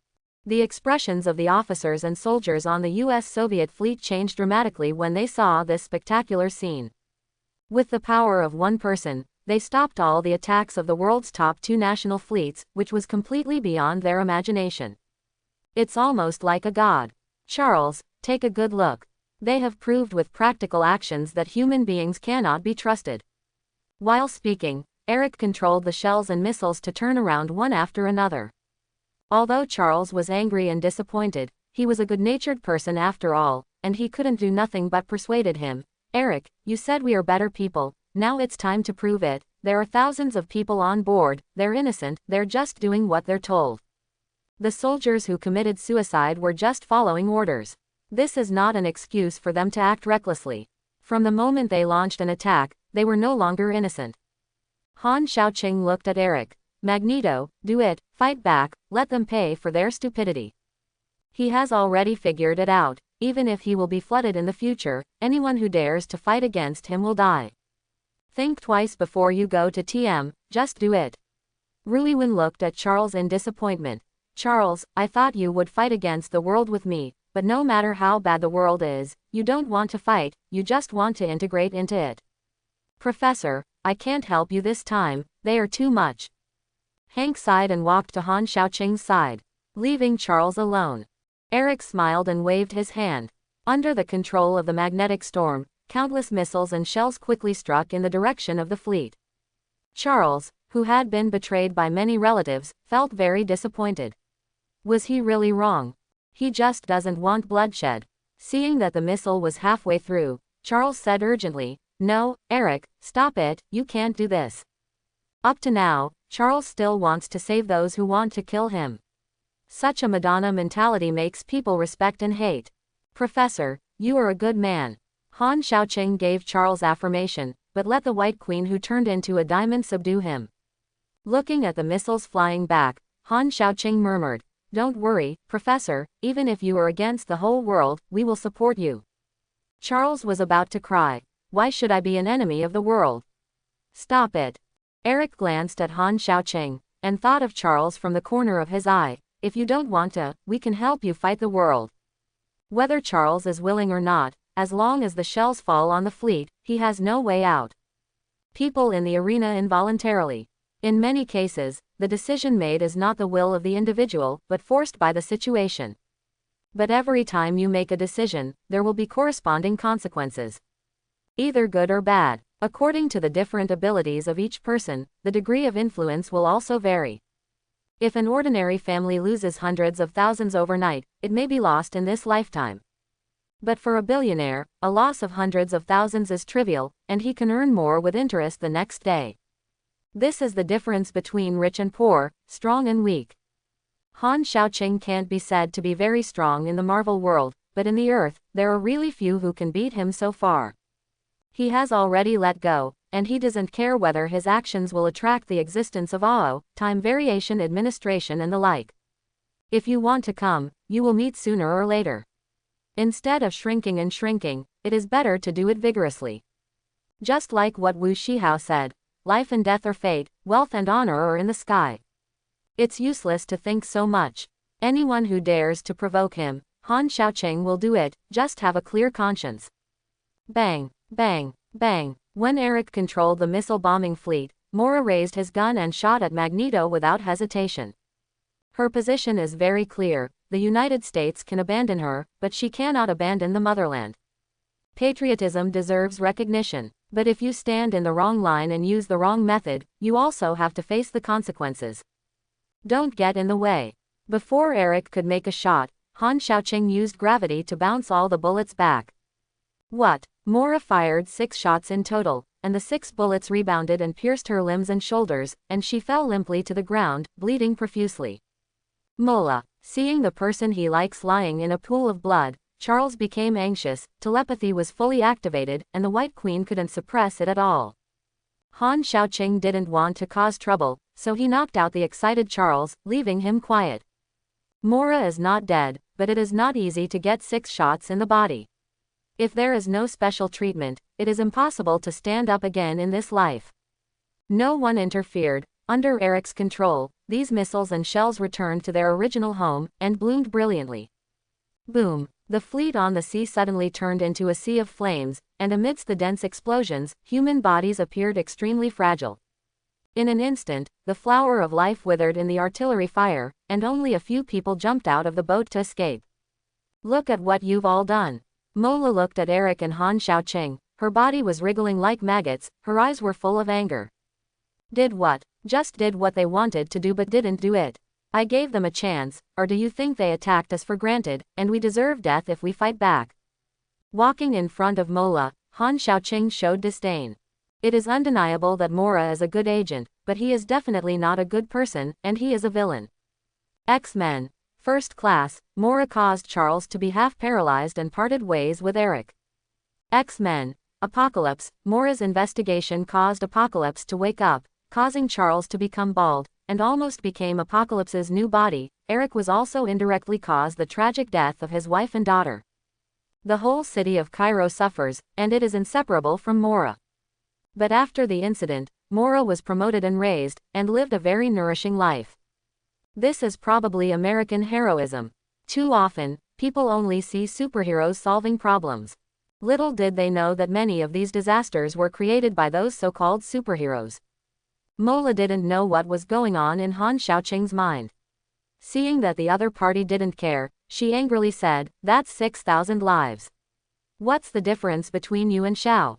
Hearing Mola's slutty words, Han Xiaoqing couldn't help but rolled her eyes. The difference is that I'm very reasonable, people respect me a foot, I pay back a foot, I'm not easy to kill, but if anyone who dares to touch me is my enemy.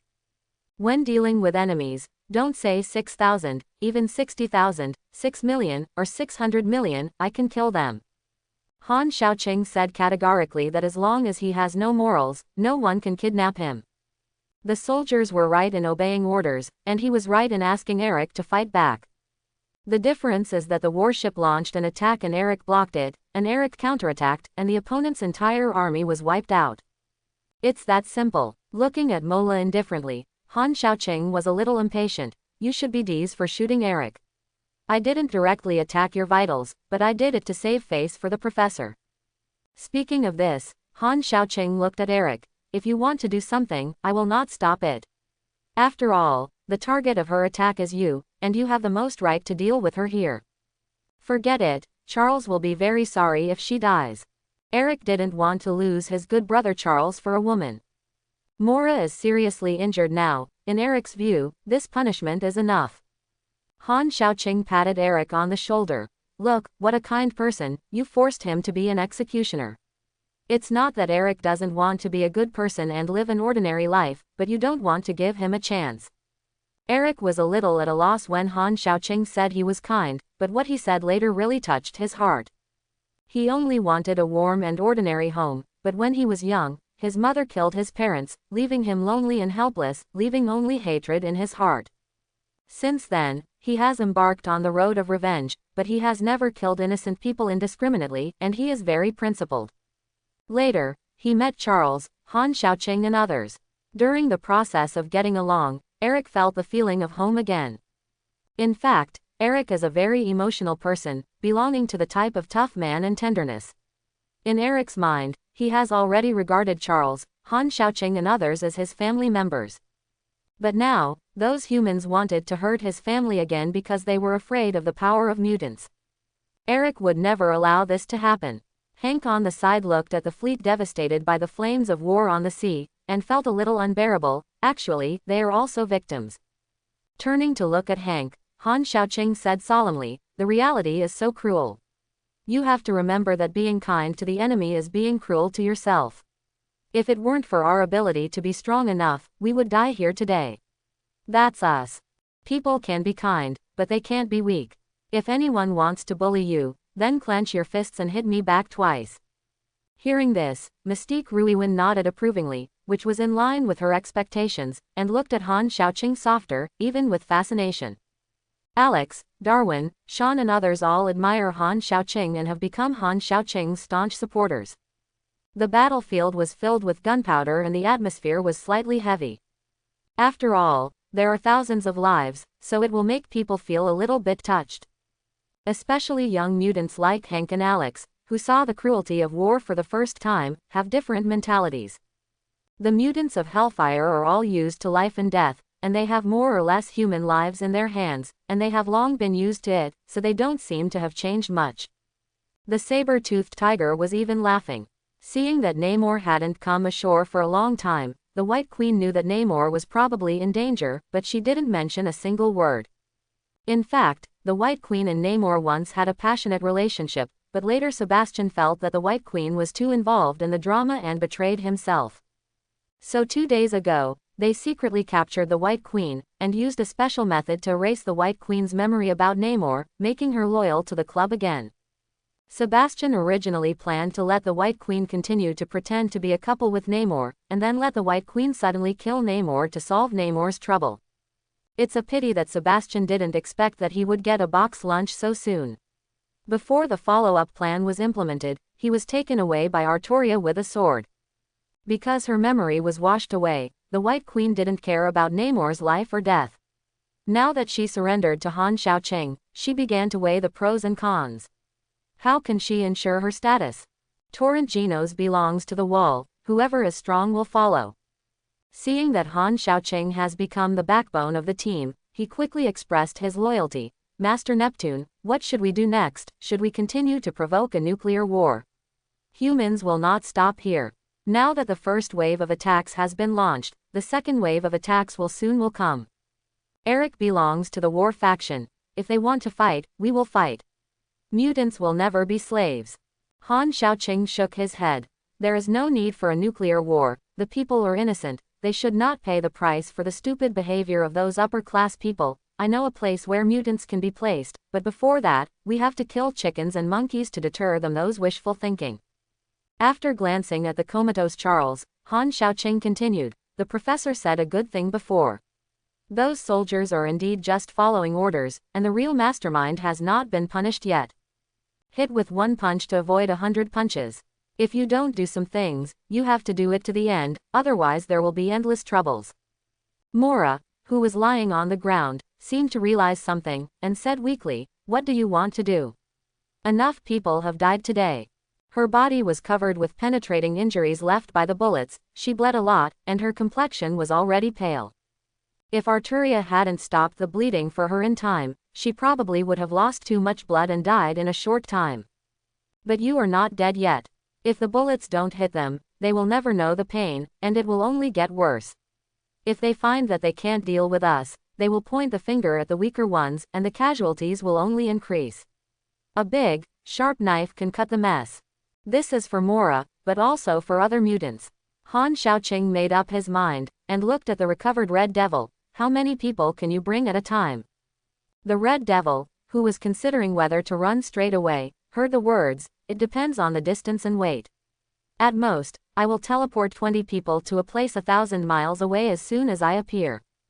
Compared with other mutants, the Red Devil, who has lived for thousands of years, has a completely different mentality. He is an extremely selfish and cruel person who is afraid of chaos, and doesn't care about mutants and the future of mankind. The reason why he chose to follow Sebastian was that he simply felt that the other party's plan to destroy mankind was very interesting. For a person with a long life, many things become dull, and he needs to have some fun in the long years. For people like the Red Devil, Han Xiaoqing didn't like him, and he didn't kill him immediately, just because there was no suitable reason. The power of the Hellfire Club is not small. If you want to control it, you can't kill anyone who doesn't like it. At least there must be a legitimate reason, otherwise it will be difficult to convince the crowd. Using Shuangquansho can brainwash, but it will be flawed and troublesome. After thinking for a while, Han Xiaoqing looked at Eric and the others. Wait here for a while, I will go to the sea to find people. Find people, Namor or Red Tank? Before the White Queen could ask, Han Xiaoqing jumped into the sea. In fact, Han Xiaoqing doesn't need to go into the water at all because he controls water control and gravity. The reason why he jumped into the water was just to take the opportunity to receive vector operation. With a sound of receive, a stream of energy from the void poured into Han Xiaoqing's body. Obtaining vector operation, Han Xiaoqing can control all the vectors that the body touches, which is not a big improvement for himself. Unless someone's energy attack or power can break through Han Xiaoqing's control limit, otherwise don't even think about hurting Han Xiaoqing. Magic, curse and high latitude energy is not listed here.